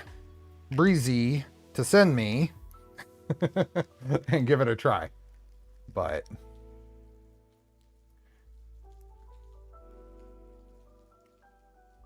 you know, the channel is moving more towards working on existing projects, evolving them. There's just only so much we can do with only so many new printers we can build. That's like this. This is a rebuild of an existing printer. So at some point the black box will come up in the, it'll get its turn, get its next opportunity to shine.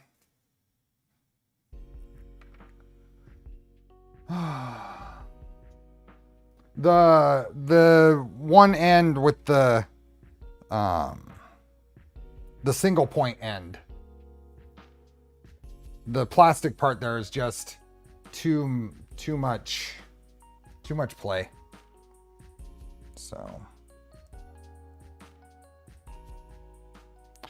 okay, new build, still working on your first 2.4. There you go. Go watch Penguin Makers. That is done. This is heated up.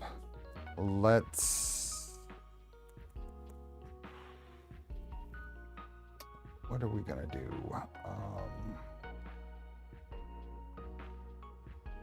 All of us are waiting for index on Phoenix project. Yeah. What are we gonna print with? What do I have in here?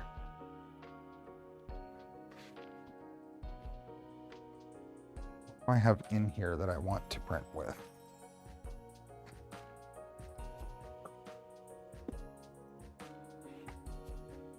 Anything PLA? Might have taken all my PLA to the other garage. No, here we are. We have some. Do some Hedgehog Makes red. It's actually a really nice red. This is a good red. And do I have a spool holder? I may have to go grab a spool holder. I don't think I have any reasonable spool holders in here.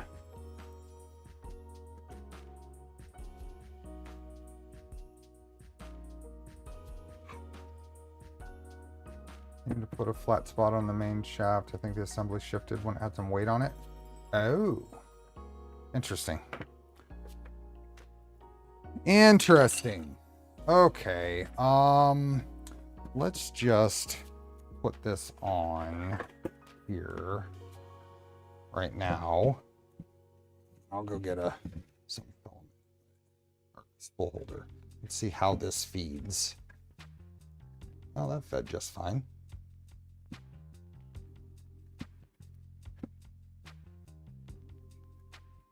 It's a little, oh, right there is a little bit of a tough spot right there, but once it's through, it's fine.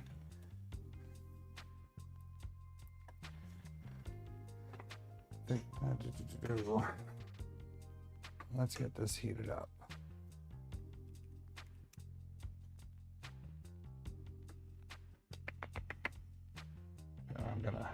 This is just gonna get in my way at this point, so let me put this back.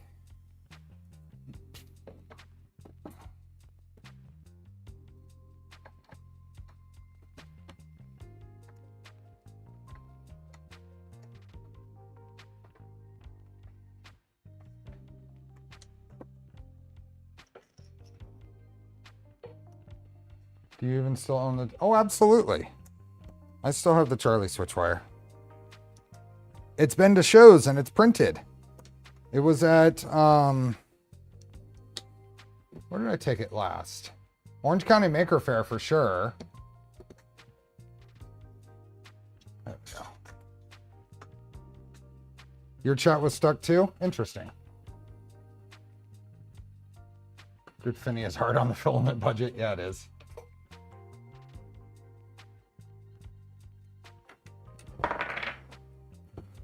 Oh, we are past giveaway time, but that's okay.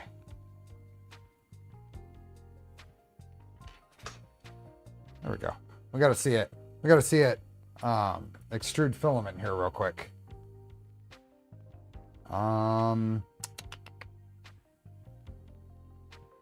Extrude? Well, of course it's going the wrong way. I think it's going the wrong way. Let's make sure.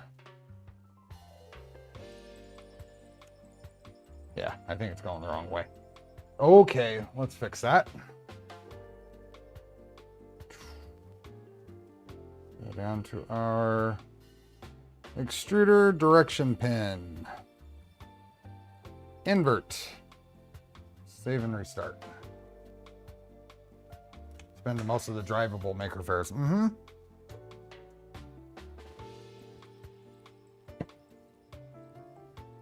Let's go back. 20, enter.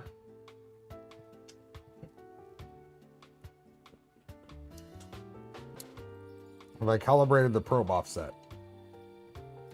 No, but I wanted to heat it up first. That's a good reminder. That is a good reminder. Let's extrude.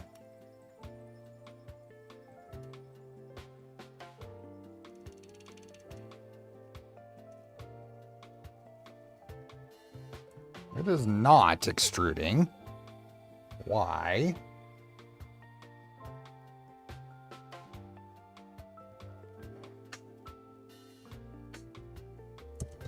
Oops.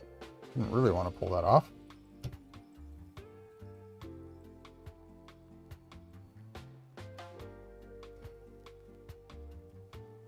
I want to just observe the gears here. See if it's turning in the right direction. Actually,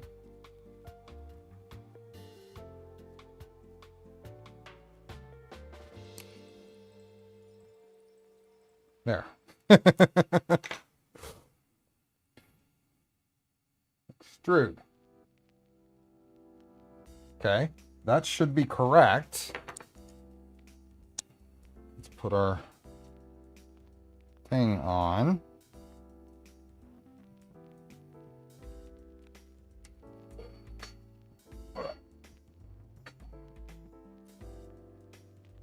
This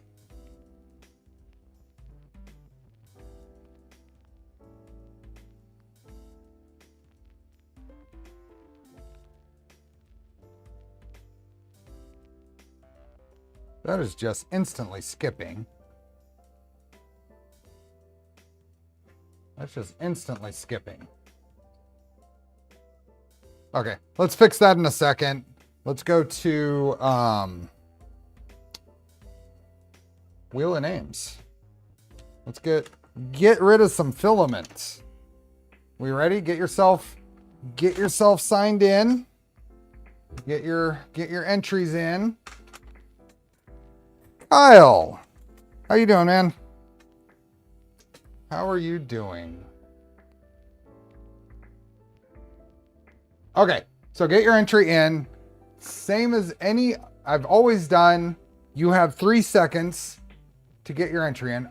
Quick note. This is form number 200 that I've done for Polymaker filament giveaways. I number the forms, and this is number 200 today. Let me get myself all set up here. Hey, Nozclog. Hey, GTR Dad.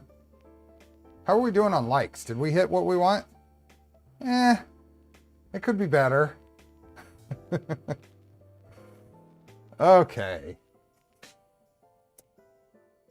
Link is in the pin post in the description. I am going to roll the Steve Cube for the number of times that I am willing to reset the count. Once we've hit that number of times, then I am stopping. I am turning it off. So if you're going to play the game, it's a little tighter. So, Steve Cube here. It's a 3. So I'm only going to restart this counter 3 times once I start counting. So get yourself in 3, a maximum of 3 times. If it takes too long, then I just turn it off. So 2. I haven't gotten any new ones. So if you haven't entered, get yourself in. 1. Am I in the correct one? Yeah, I'm on the correct one. Everybody got theirs in? Half? Did I not even? Oh, there we go. So there's one recount. 3, 2, 1. Half? 3, 2, 3, 2, 1. Done. That was the 3 restarts. Okay, let's create this. Who got in first? Greenbeard. Who got in last? Hey, Clownhammer. Miko makes. Additive Adam, you were second to last. Were you playing the game or were you just late? Oops, put this over here.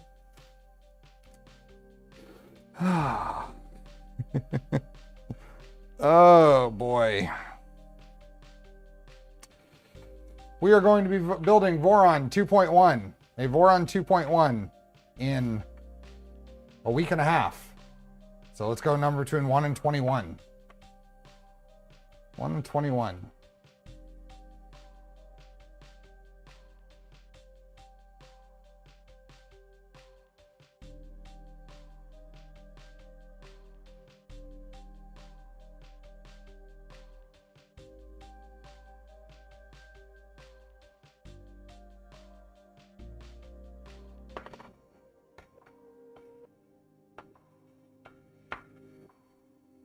I should just kick you right now, Kyle. Greenbeard was first, and they said 13. We'll do 13. 1, 2, 3, 4, 5, 6, 7, 8, 9, 10, 11, 12, 13. Spin. What do we got? See, I try to pay attention to most of the numbers. Mr. Wizzix. Mr. Wizzix 23. Are you here? Congrats. You got 2 minutes to say something, though. Mr. Wizzix 23. Are you here? There you are. Good job. Nice and quick. I didn't even have to set a timer. Okay, let's get this set up. Find you here. Everything looks kosher. Let's bring up the draft email. Let's get that. And nope, not that one. That one. Okay, Mr. Wizzix, you should have an email from me. It's on its way. Let me know if you don't get it. Otherwise, congratulations. There we go. I am saving my other 5 gifted memberships for the Smurf Voron build stream. So, just an FYI, I will be giving away the last 5 of the month during that stream. Normally, I would say do one on a Sunday stream and one on a Wednesday stream, but I want to save it for that.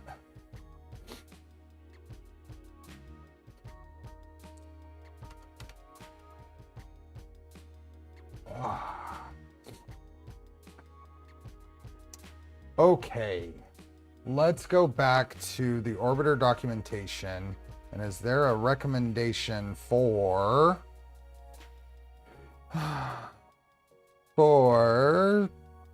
current?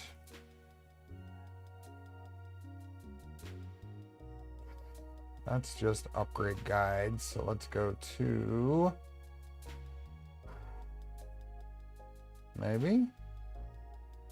Is this the same thing? Yeah, upgrade guide. Where's the documentation?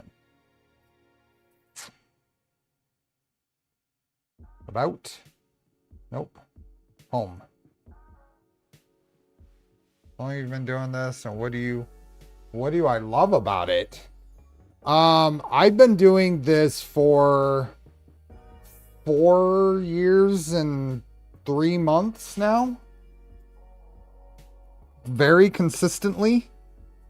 I mean, I'm at like 300 and something streams now.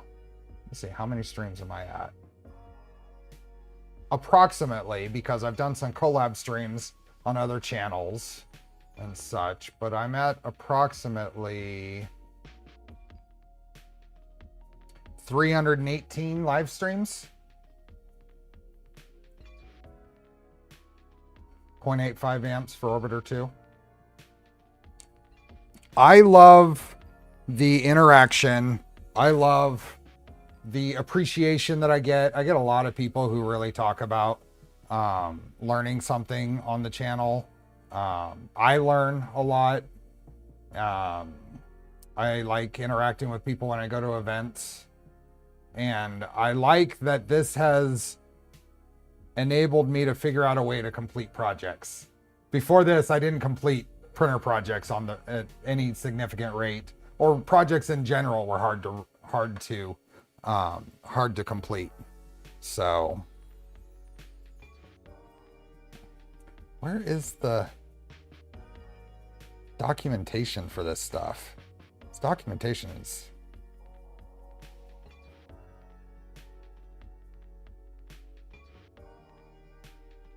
firmware configuration. Here we go. Okay. 0.85 amps RMS. That's what we're saying here. It keeps me accountable. Yeah, that is absolutely true.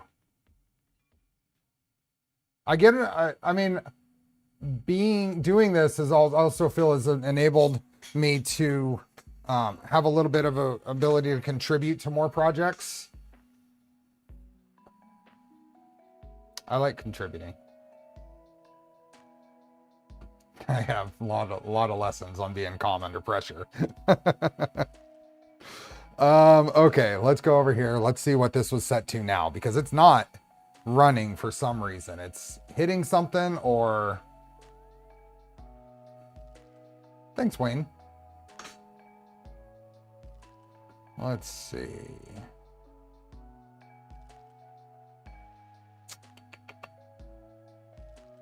It's only 0.5. So let's just bump this up to 6.5 just to see if it makes a difference.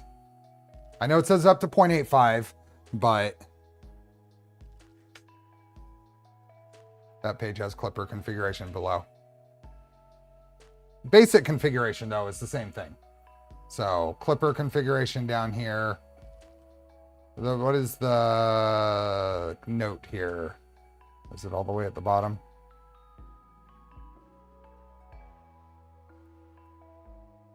Looks like there's a note. Very important note. Please be sure the sense resistor is set according to what you have on the board. Yeah. What's rotation distance and no 4.69 and no gear ratio. That's what I have it. That's what I have it to. Okay, that is there. Let's get this bump back up on the temperature.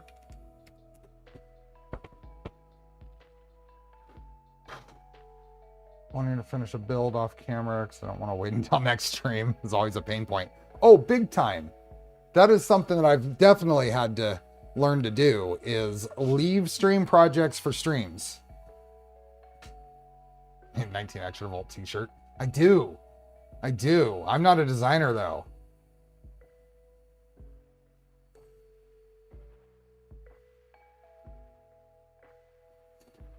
Okay, that's bumped up. So I'm just going to hit the, we're going to go a slow extrude just to make sure.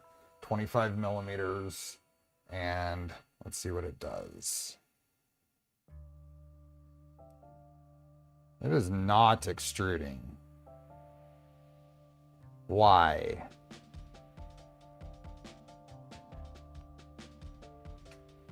That doesn't, I don't know that that's a current thing.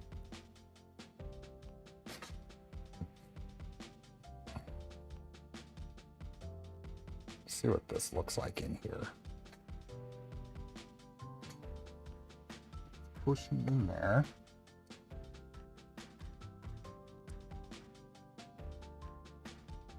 Let's give it a little extra there.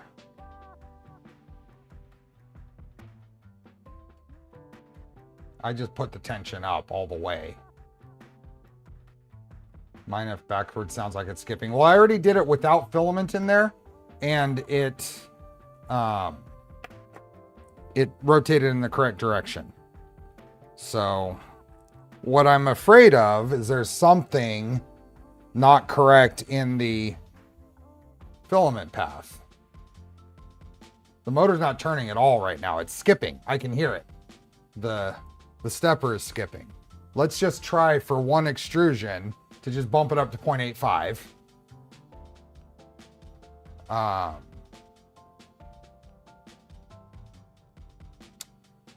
Just as because I can do that. It's already heated up.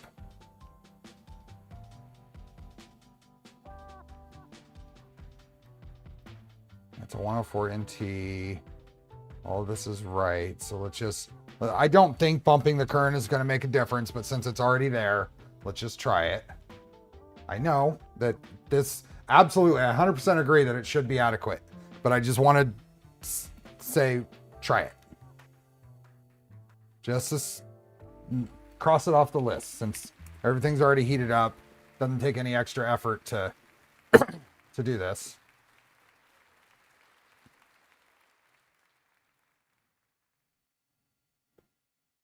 I have to wait for things to cool down to try anything else. So let's extrude. Yeah. It's a much more deep skip with the higher current. But okay, so let's cool this down. Let's cool it down. Let's pull the,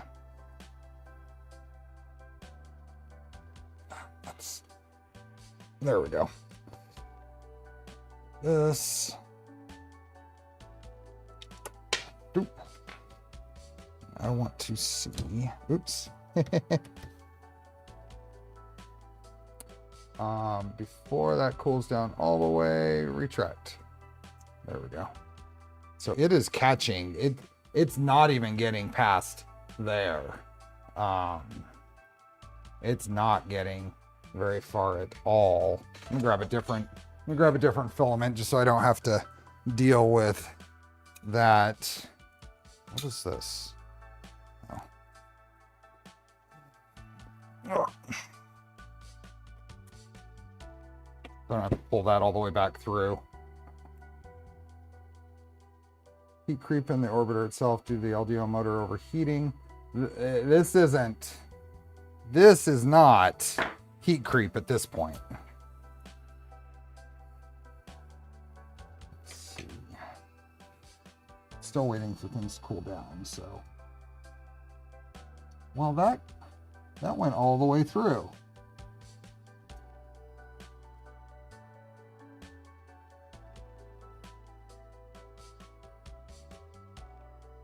That is tight right there at my,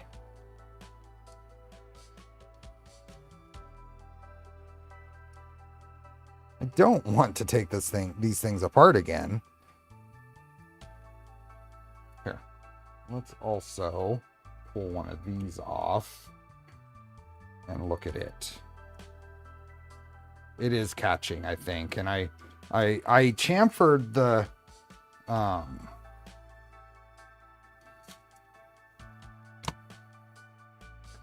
I chamfered the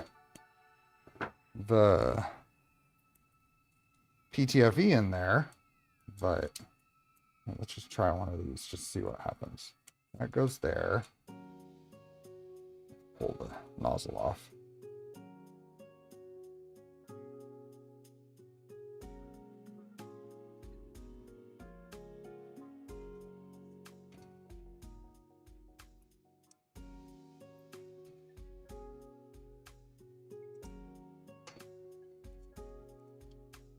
Yeah, that goes right through there.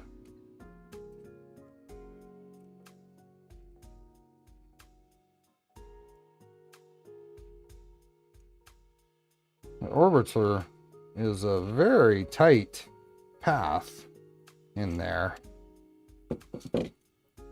Okay, let's put this back on. Use this filament.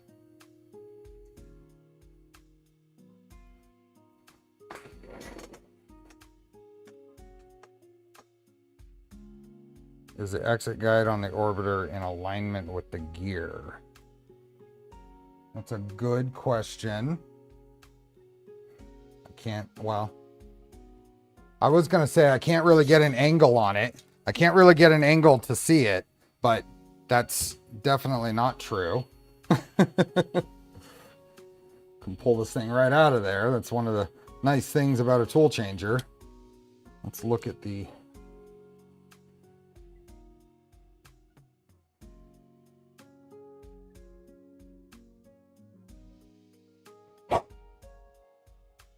I feel like it could be. Can I get this? Yeah, let's try this. This will be a little shaky cam here for a second.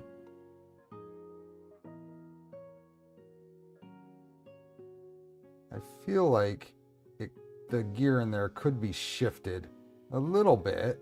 It's not quite centered.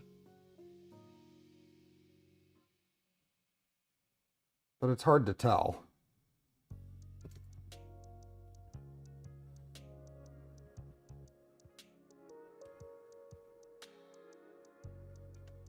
Hard to tell.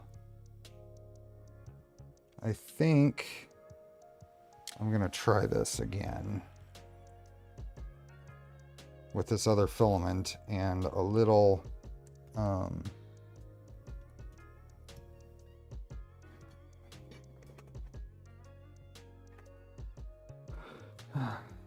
got a chamfer cut in that, so let's just try this. Let's heat it back up.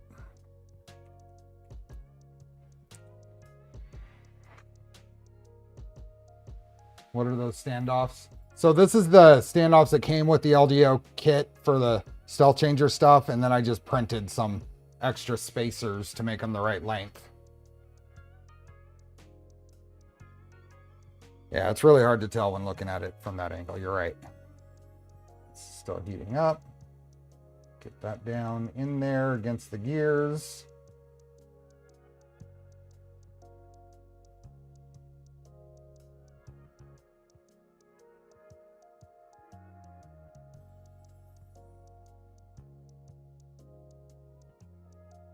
It's turning. You can see it turning.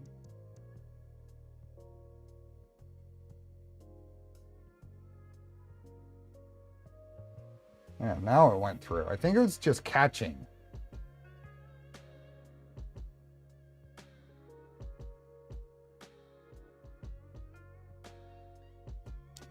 I think it was just catching. We should get filament extruding here in a second. Yep, there we go. Filament extruding.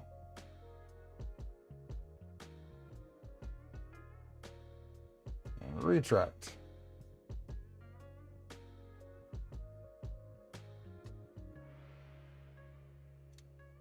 Okay, pull that out of there. Now, Nemi or whoever suggested was right. I do need to do a offset calibration before we get to actually printing.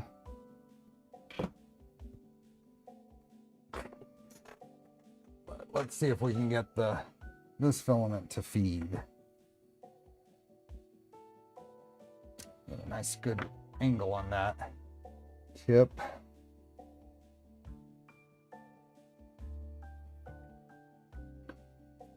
Extrude. There we go.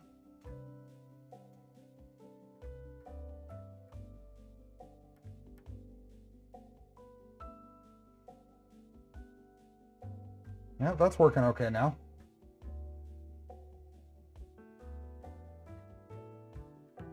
What's the temperature? Temperature's already quite warm. There we go. That's some.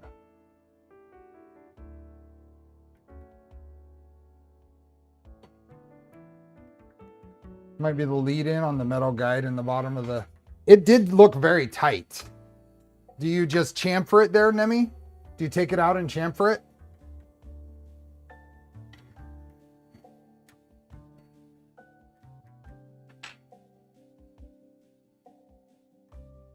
Okay, that did that thing. I do, before I actually print, I'm gonna go back and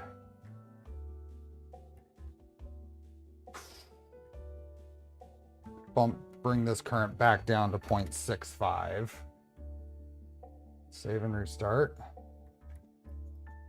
Some were not centered, I believe, and bad chamfer.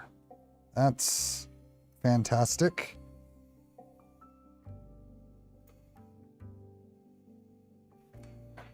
Okay, so let's go to the dashboard. We want this to be heated up. And let the hot end sit there. John! How's it going, John?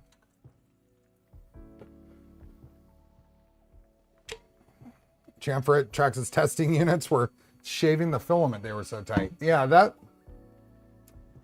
I'll pull one of these off. Let me grab a little section of filament.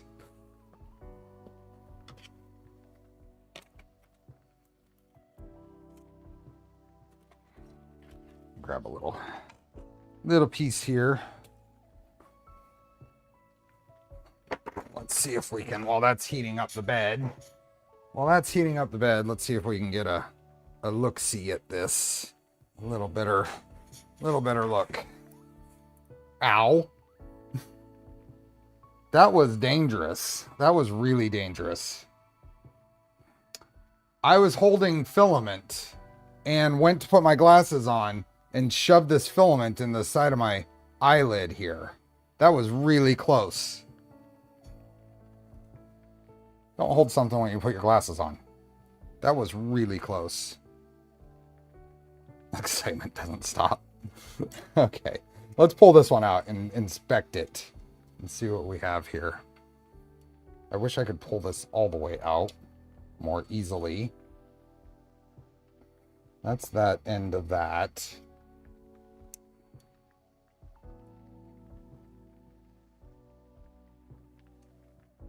It does just seem awfully tight around the filament there. See, it's like exactly the size of the 1.75. It might be like 1.85 millimeters.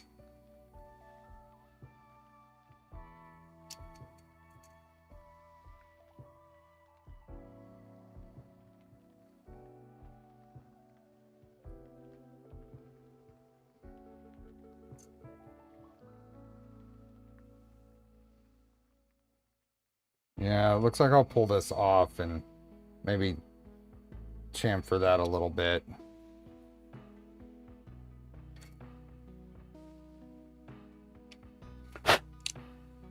That's not fantastic.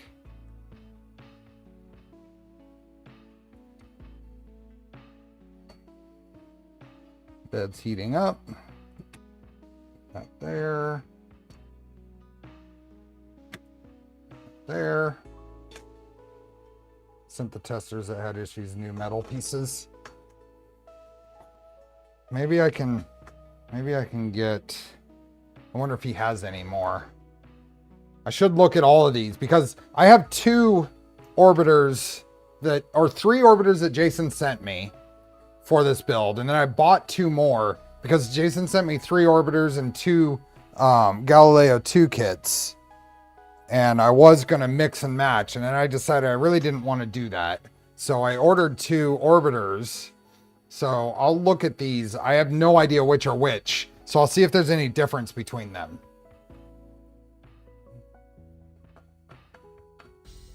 Yeah, this holds in. Look at that. Pull that in. Look at that. This is the extra magnets for Nemi's mod. That really holds that in place. That takes quite a bit of force to push that out of the way.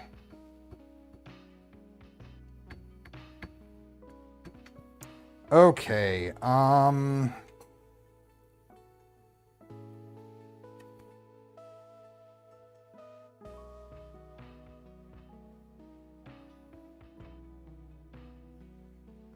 let's home it. Home Y.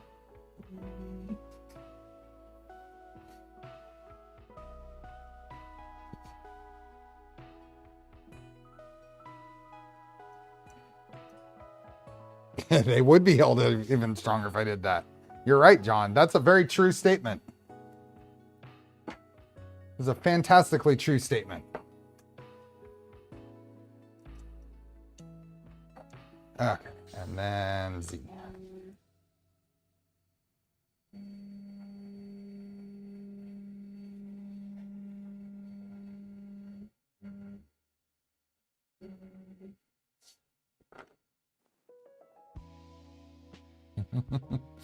And QGL. And that screen is just going crazy.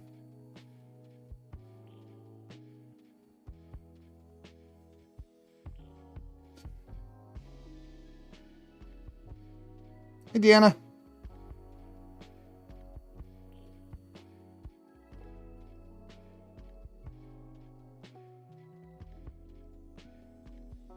Oh, there's a retry on the back corner.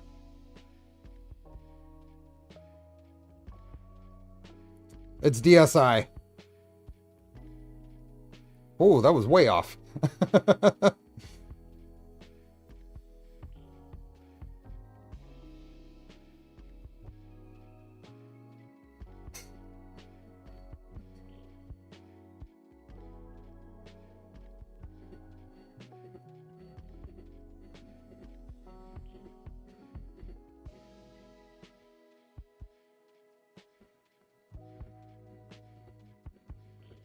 I've got a grounding issue or something with that screen. An interference issue in any case.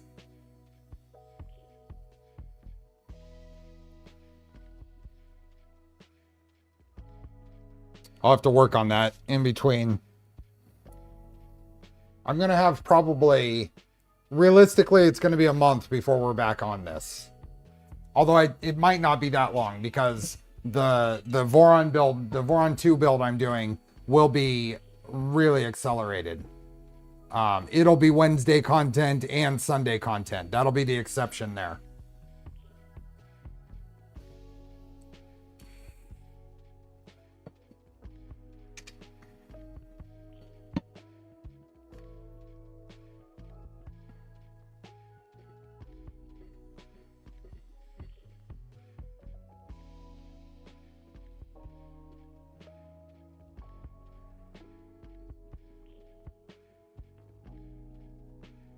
There we go. Now let's home Y first. I got to remember that until I get this set up right.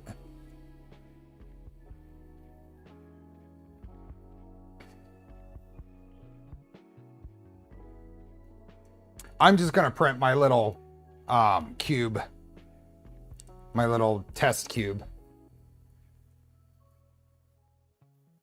It is retrying, but I also need to go through and fix my Z-belt tension. and Holmesy. There we go.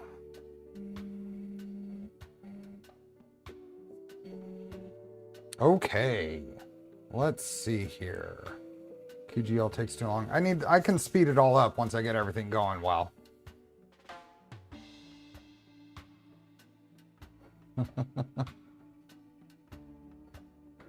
Let's see what we have here. Let's go here. This is printing skirt stuff, but we'll recycle this screen. We'll go ahead and grab the V2 blue profile, and we'll just do a... Ooh, I don't even know which one I'm gonna do here. We need some PLA.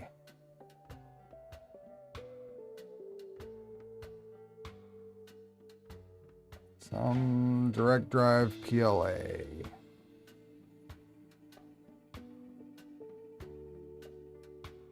That'll work. Printer streams all the way end up with the chat talking about food. Yep. And we'll just leave that right there. So let me grab... Let's grab my print files, calibration stuff, and I'm just going to do my little low cube file. I did not do the probe offset. Why did I forget that? That's the whole point of what I'm doing here. I did forget that. Probe. Calibrate.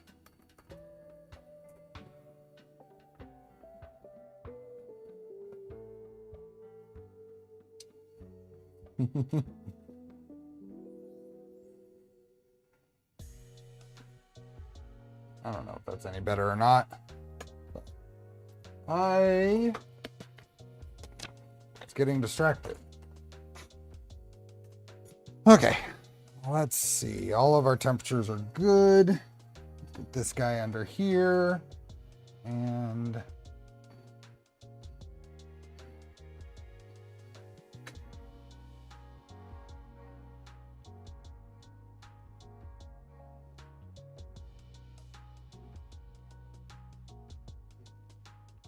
call that right there. That'll be good enough to test. That's 1.084. You can just use thicker paper. John, you are just full of absolute facts today. Okay, let's save config. You are just so full of absolutely true facts. Technically true facts. Okay, let's keep this warmed up. And home Y.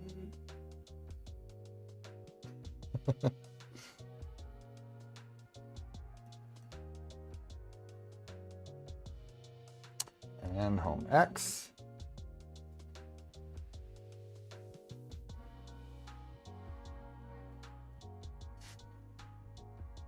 And home Z.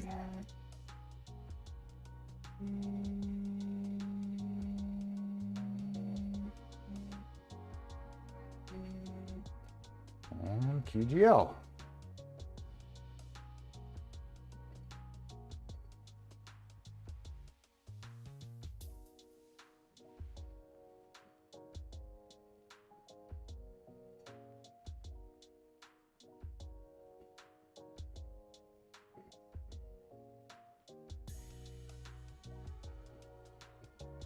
Why did you move the rails out? Because I took apart my 2.4 and hope not to take apart this one.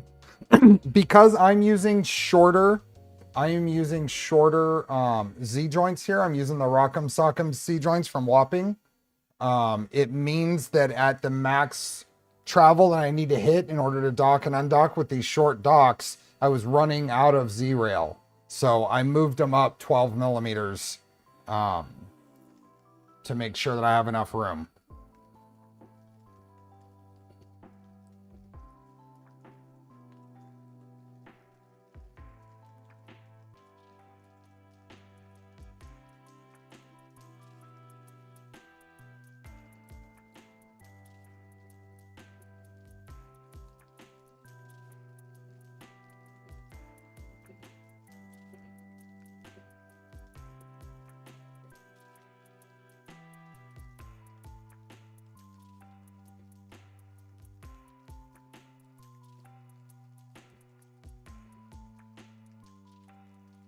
Nope, one more try.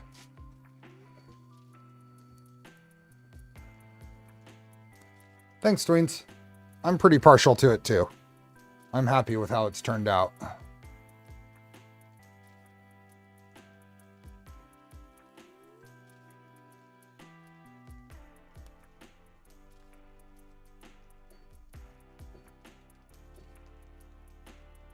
There we go. Let's home it again.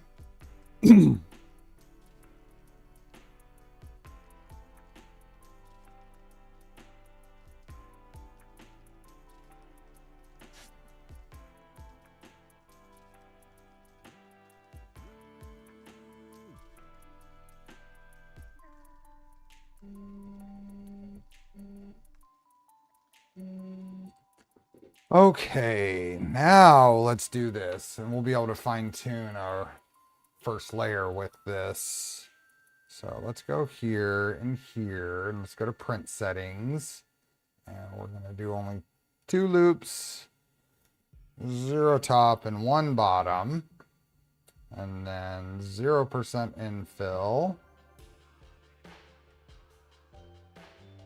And I want to make sure under printer, under custom G code, I do not want this to home to start. No way. Is there anywhere here that it homes? The home all there is commented out. The probe Eddie and G can go away. Actually, I can just delete that. And I think that's okay. So let's look at filaments. Let's print this at 220. And a 60-degree bed.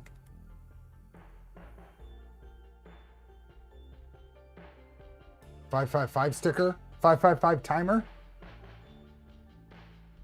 And what is the 0.06? That seems high. Let's go 5. I don't know. Or PA. Cooling should be all 100%. Yep. And our flow rate limit, this, I don't know. Let's just set that to 20. And slice it. Think of the timer too. We used 555 timers in high school electronics a lot. That was a very long time ago, but that was our little go-to IC. Which one did I take this out of? This one does not have a nozzle, so I took it out. Are we ready? Are we ready? I think we are. Put this tool head back together before I forget where the parts are. Okay, let's send it.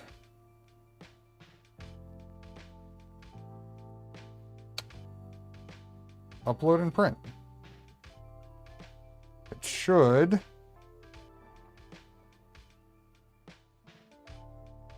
Why did it do that?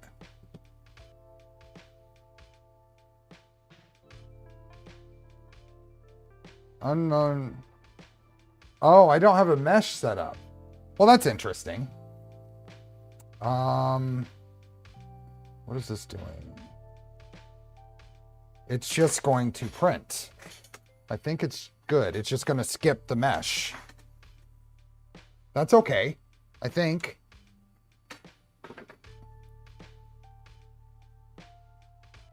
We'll see how good the QGL was.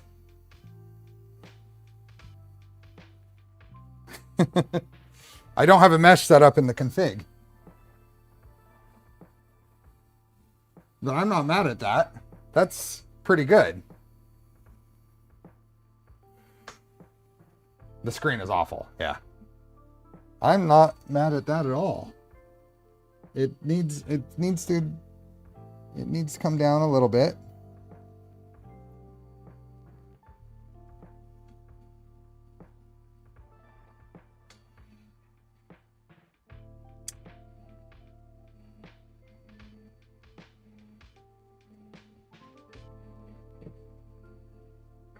There we go.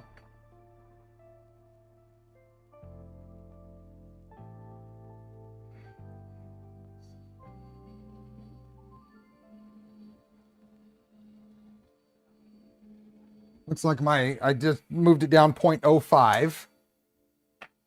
And that's looking pretty good.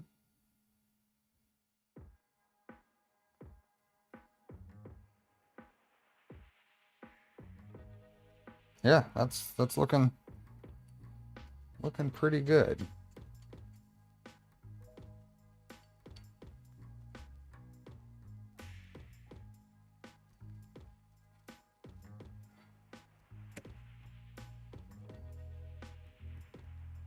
See a big problem, the tool number isn't illuminated. This is true. This is true. Why is it not? I feel like it should be. No, I don't have any configuration set up for that. I don't have anything set up. I need to test that though. You're right.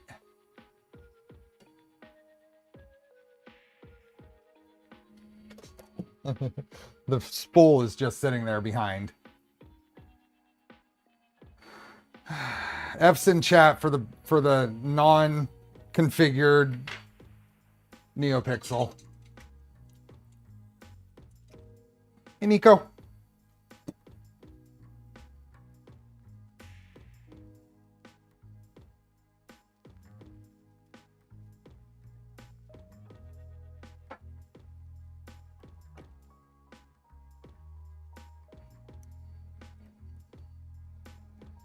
Yeah, that's pretty darn good.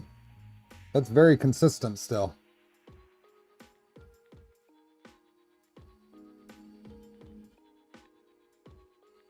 Actually, I take it back. It is getting a little close there.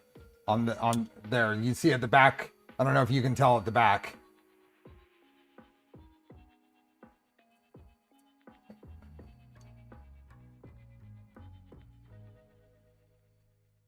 It is.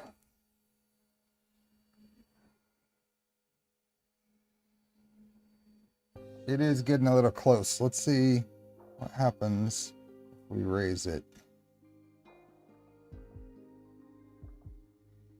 Oh, wow. That went... Did that hit? Oh, you know what? This is going to be interesting. I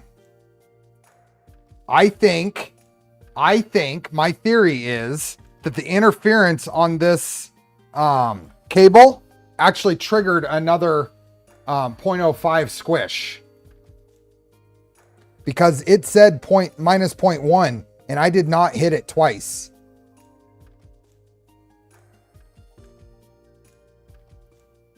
I think the screen is causing the problem. I just put it back to 0.05.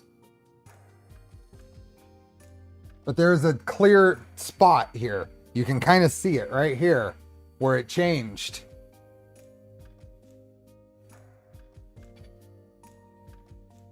That would explain. So I was working on this, I think it was last night, and it suddenly did a QGL. I did not hit QGL. It just started doing a QGL.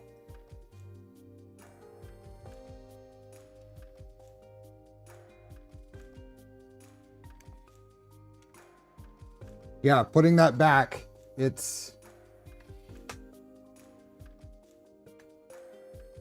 Everything else is staying stable, but that screen is causing problems.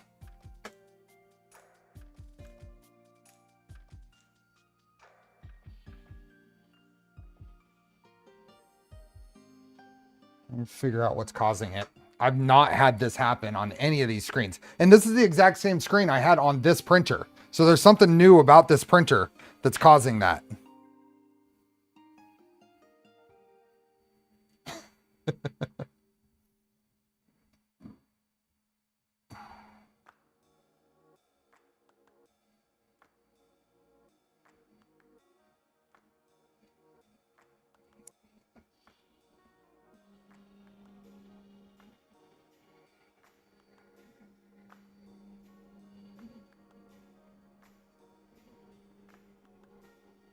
Yeah, that's really weird. Everything else isn't changing. So Power supplies are different. Well, all of the electronics bay is different. The only thing carried over is the SSR.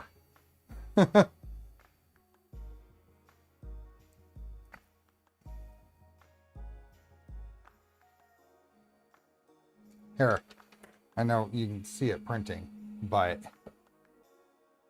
not touching, touching. Not touching, touching. Here, let me touch it in a different direction, like force. I don't think I can reach. Is the cable over here?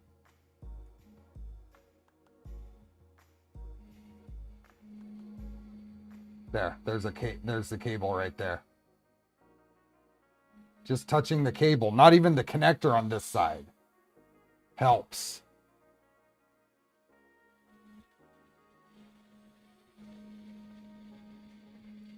What's love and touching?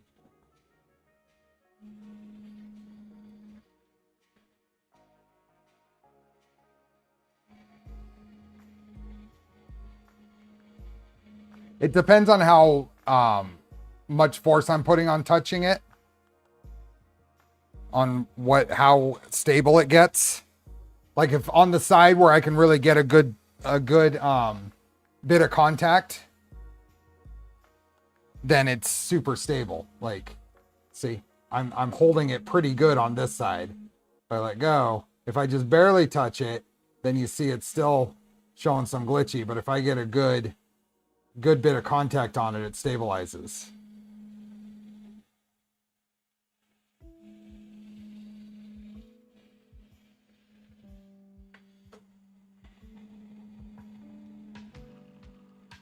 I don't know if it's the connectors.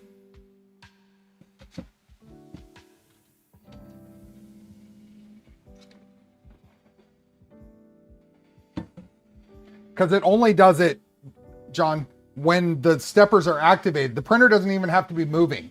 The stepper drivers just have to be activated and it'll do it.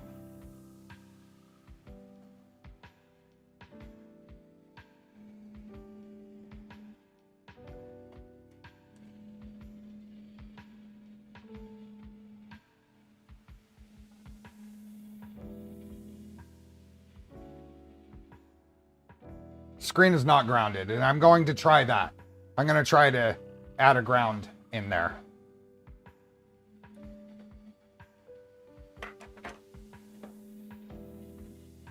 Maybe when this print is done, we'll try that. That'll be what we'll end the stream with. I'll see what I can do about getting a quick ground on there and see what happens. I have never had to do anything with these screens, and I've got 10 of them probably installed, at least.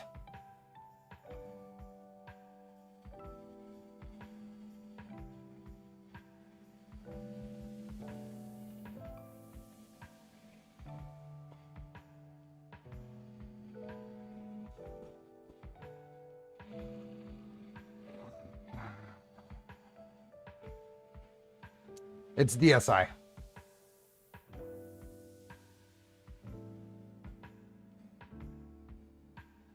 But here's the, here, let me just put this over here.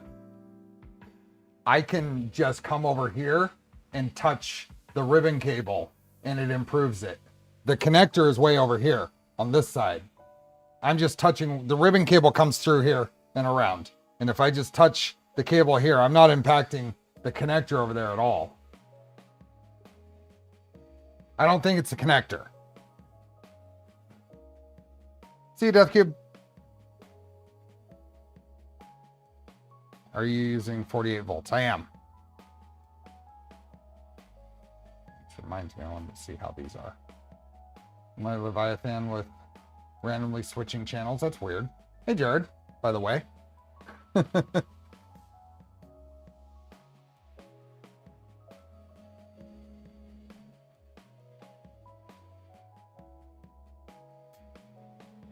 Power sharing ground on this build. Yeah. So one of the things about, since both power supplies are connected to the Leviathan, the grounds are connected there. So they are sharing a ground at that point. Yeah, the rubber side of my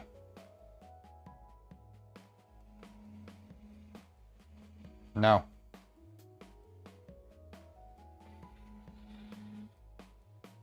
But get my finger in there and it stabilizes.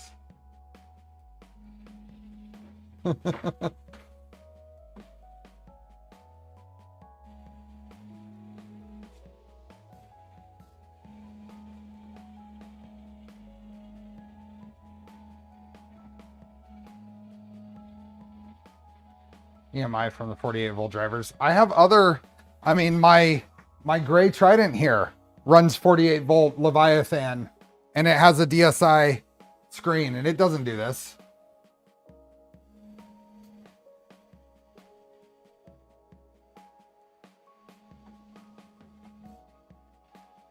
I'm magic. Boop. Boop.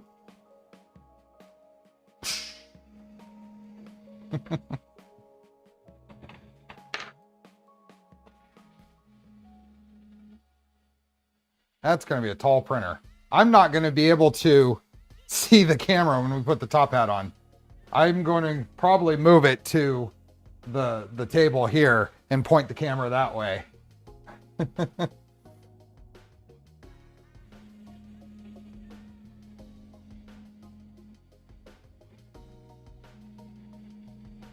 Both are attached to the board, but they're electrically connected together. There's nothing that's as good as connecting them any other way.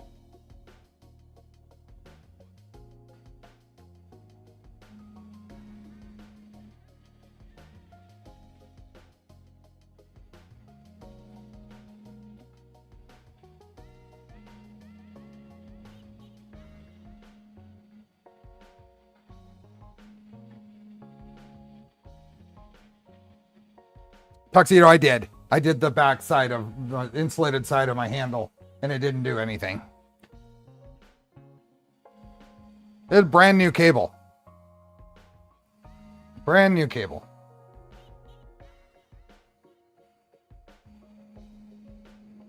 Now that you've done this build, I haven't done this build, Nico. I'm printing with a single tool head. I haven't even gotten into the meat of this build.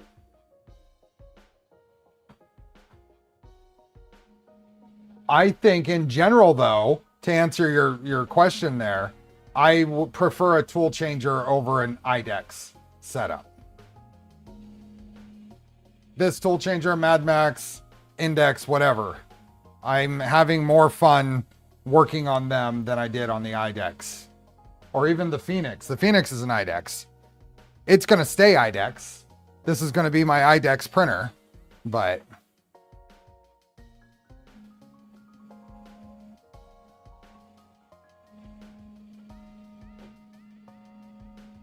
No, we turned on the bed heater only and it didn't change. It's only when the steppers are activated that it does this.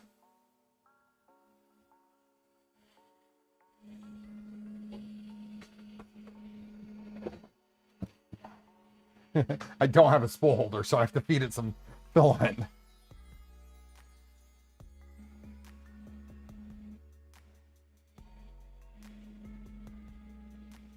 Okay. I am actually just going to pause and stop this because I want to troubleshoot this other problem. So let me pause. Just a Z at 48 volts. Cool. And stop. Yeah. Look at that. You can very clearly see where it changed the offset and then I changed it back. The long verticals. In case that 2020, 40, long verticals on this. That's fine. Principal holder. Let's get this heated up and eject that filament so I don't need to deal with that. It is. That is, Adam.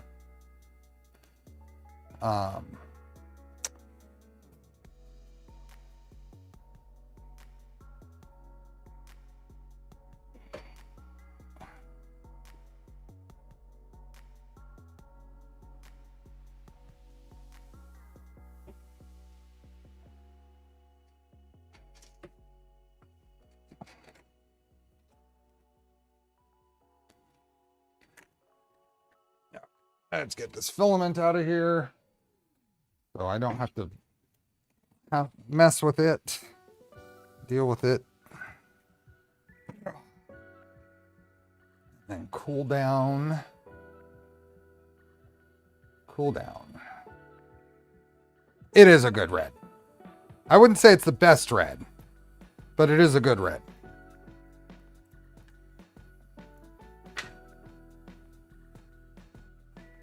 See you, grabbing. Okay, let's get this stuff out of the way so we can get a look. So here, actually, let's just do this screen since it will. So watch this. We've got all kinds of junky junk. Disable steppers. Disable steppers. That's all I did. Your red is fantastic too, Bob. Disable steppers. Turn on heater. Bed heater on. Bed heater is at 100% right now.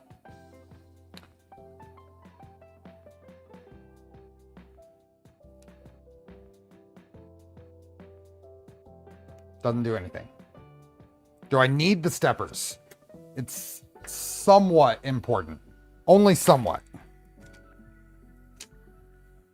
Okay, let me get this stuff out of the way because I want to turn this thing over on its side. Does it do it stepper buzzing? Let's find out. Stepper buzz. Stepper equals stepper X. So we're not activating the 48 volt ones, maybe.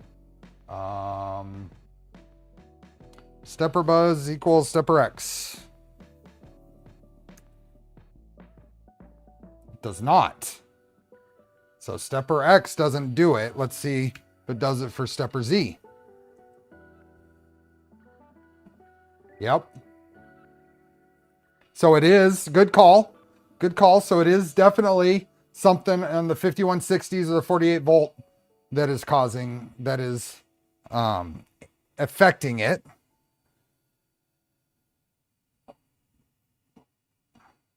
Let's find out. I'm touching stepper Z, the one that was going off.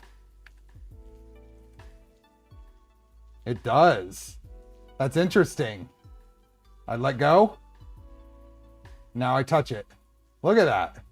That is so weird.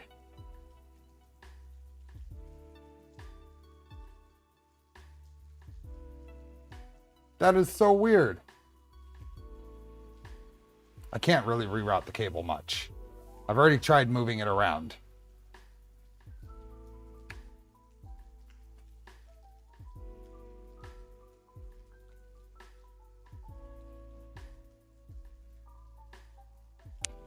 That is so weird. Okay, so let's get this out of the way and let's knock this thing on its side.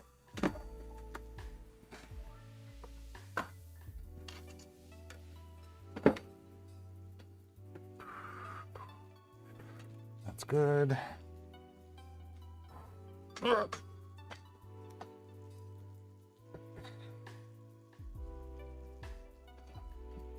So here's our cable. Now I had this routed and I had this problem, so I did try rerouting it. See what is going on. Steppers aren't grounded at all to the frame. But I did want to go in here and look at this and see. Is this cool enough? Yeah. Yep. Fan just turned off. Good timing. shut this down.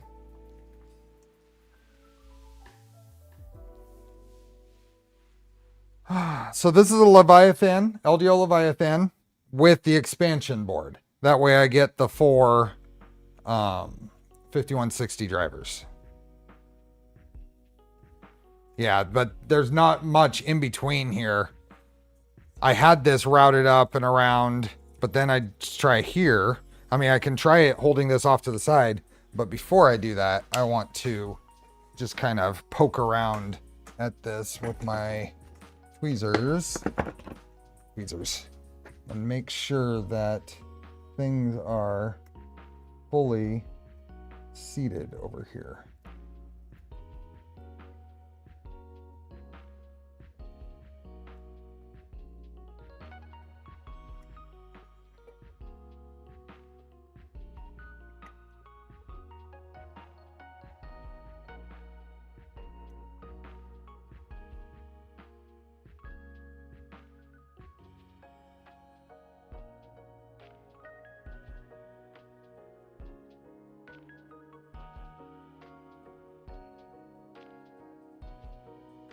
Sure that little clip is all the way across there. Now, if I was going to ground this, are these things, these little feet, are they grounded to the thing? Let's see.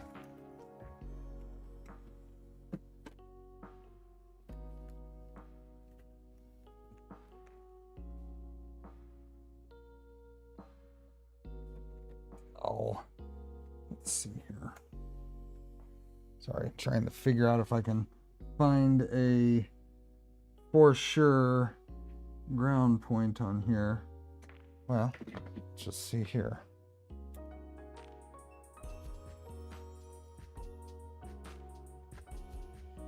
Oh, it doesn't go there. But what else would be a ground?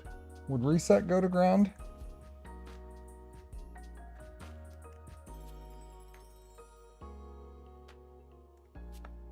No.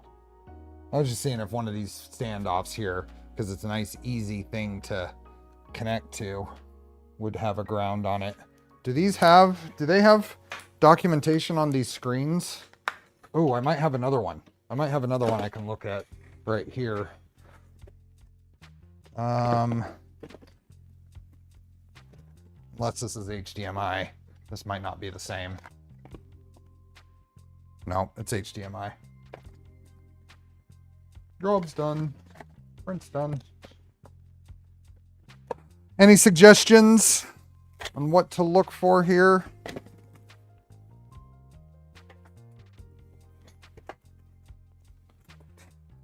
This is fully inserted. We can try another cable.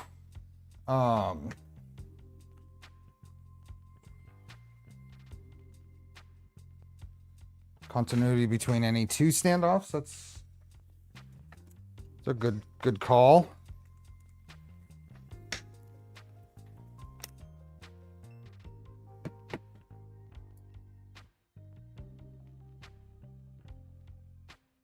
Now,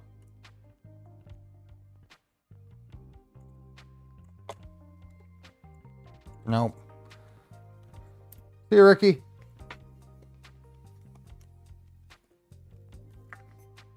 This is only sitting here like this. I had this up around here, and I can even just kind of do that. We can try a couple of things here. We can turn this on.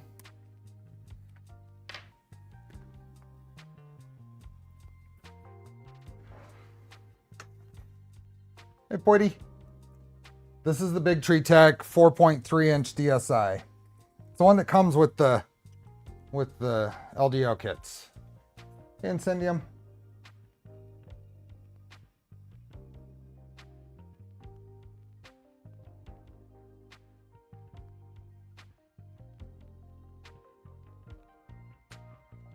Okay, this is powered up. Let's see here. I am going to put this here so I get a reference for you guys to see the screen. There we go. And if I hold this well, I don't want to hold it. Just get it. There we go. Up out of the way. So up around here, away from all this as much as we can. Let's see what happens with a stepper buzz.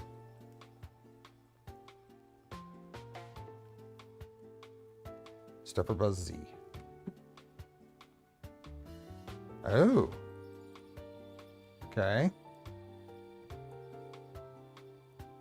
Ah. As soon as I let this drop over here,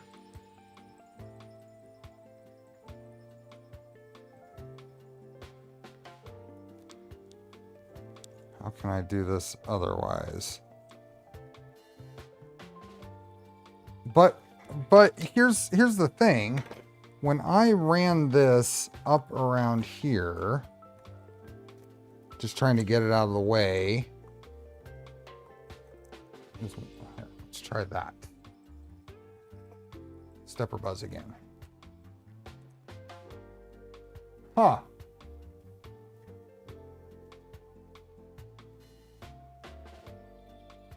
It's noise from the 48 volt power supply. That's this guy. Is that normal?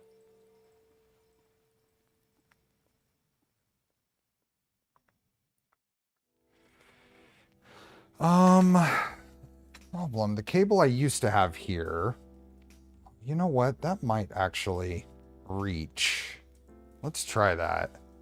I was, for some reason, trying to go, yeah. Let me try something here.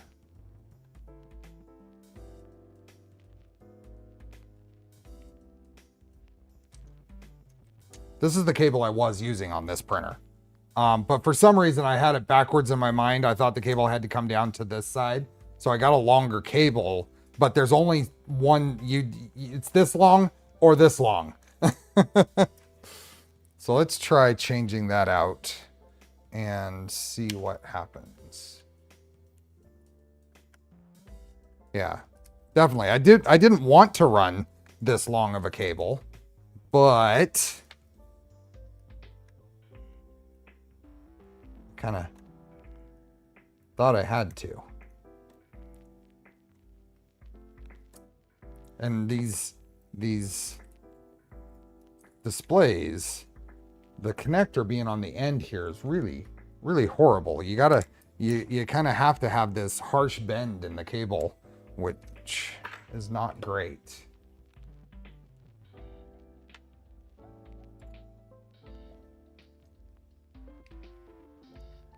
Okay, this.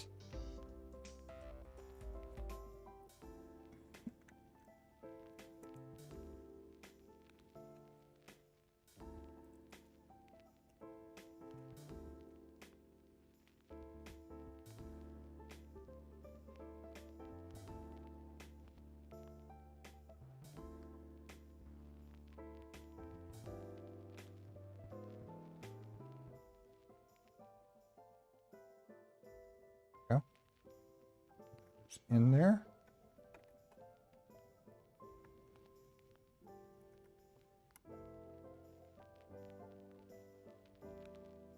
Is fully clipped in. This pulls through there. And then, oh, just barely reaches. Just barely reaches the pie.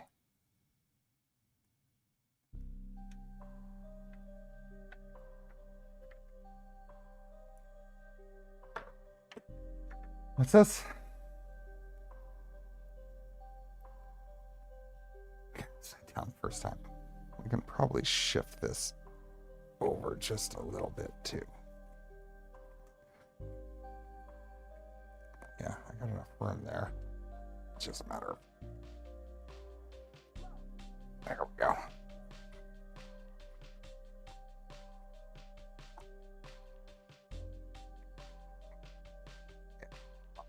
Shift that over a little bit to reduce that a little better. Can the pie be rotated? Not easily. Not easily with the Leviathan setup. I could have rotated this whole thing around, but I'd have to change all of my wiring up. So let's see how this works. I kind of want to try it pushing this closer to these 5160 drivers too. Just to make sure that when things are in here, it doesn't cause a problem. No, I probably won't rewire the whole thing.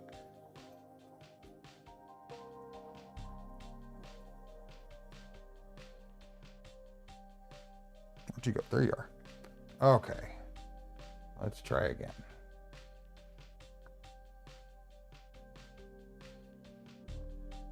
Our cables are on the 3-phase power because it was cleanest. Wow. Stepper Z.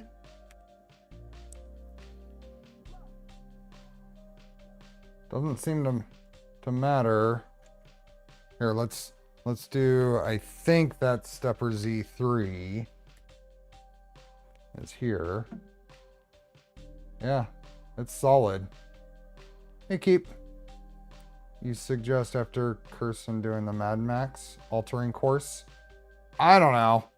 I think tool changes are more interesting.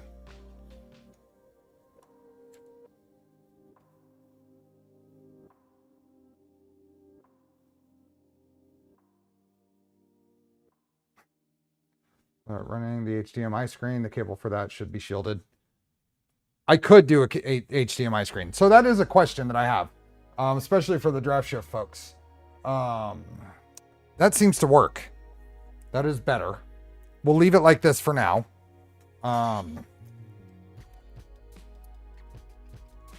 That is better. Here's the...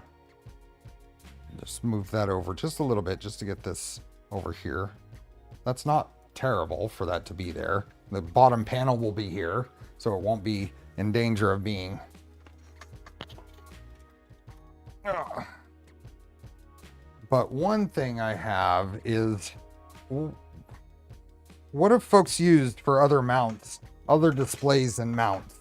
Because it does get kind of tucked underneath this buffer. What have other people used for that? That might be an area I might look at changing. Is just the display to bring it out a little bit. Get it past the... I think anything that's made for clicky clack is probably the direction I should be looking. I like having screens on the printers. I like having screens on the printers. But we should be able to now move home way. Yep. Screen's happy.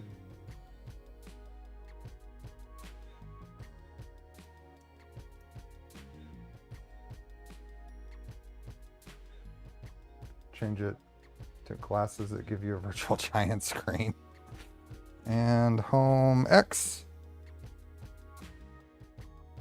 Sweet. Okay, well, cable issue, cable routing, cable quality. I don't know why this would be different than that one as far as the shielding or whatever. I don't think this has any more or less. But the routing is obviously a problem. It was definitely getting too close to the 48 volt supply. The original cable that I have on here did it. Yes. So it was in the long, it was next to the 48 volt supply because of the orientation the printer was. When I first noticed this problem, it was routed completely different. So, whatever. It's fine. Why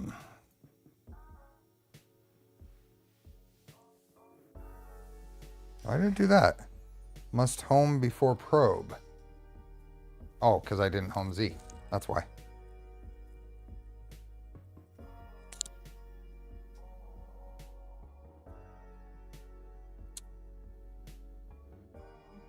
I think I'm just going to leave it as it is.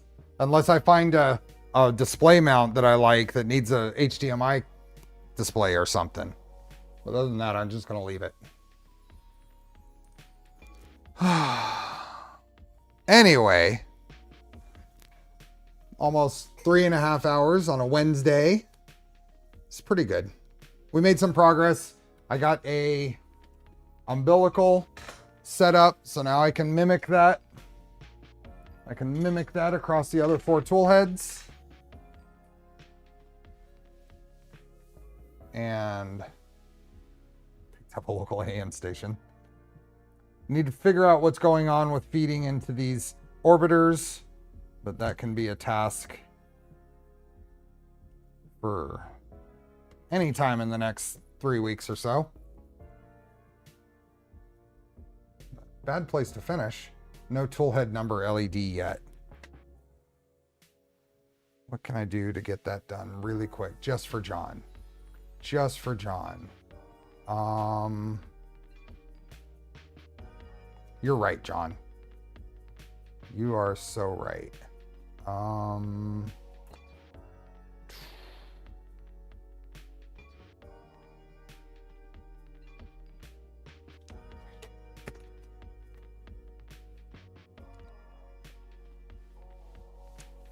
Go here.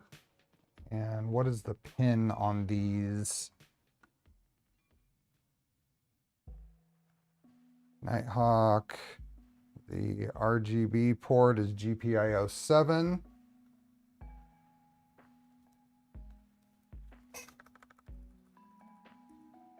Tool 0 GPIO 7. Save.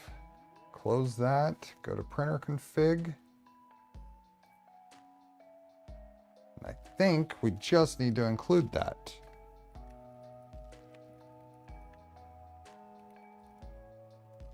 What was that called? I know that's not what it was called, but I gotta close this to see it. Stealth burner LEDs.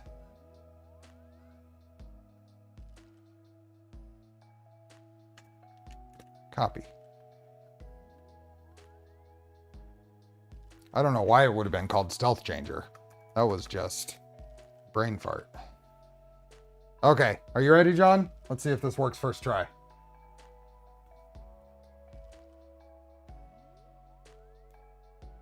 Darn it! What did I do? Use multiple times in config. Where else is that used?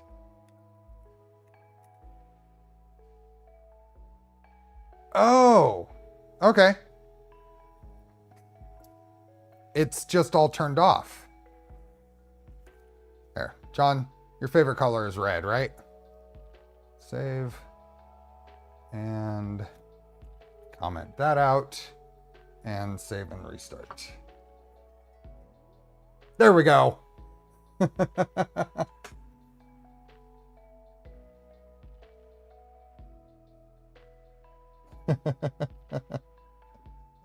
There we go. John's happy. I'm happy. You're all happy. Thank you, folks. Thanks for hanging out. This was actually quite a bit of progress because I can just kind of assembly line the rest of the umbilicals.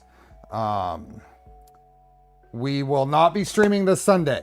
So we will be back and we will be working on the Voron 2 Serial 0. If you want a chance at winning it, there's a link in the description. Proceeds go to Sanjay Mortimer Foundation. And we will be drawing for the winner of that at Smurf on Sunday. That Sunday of Smurf.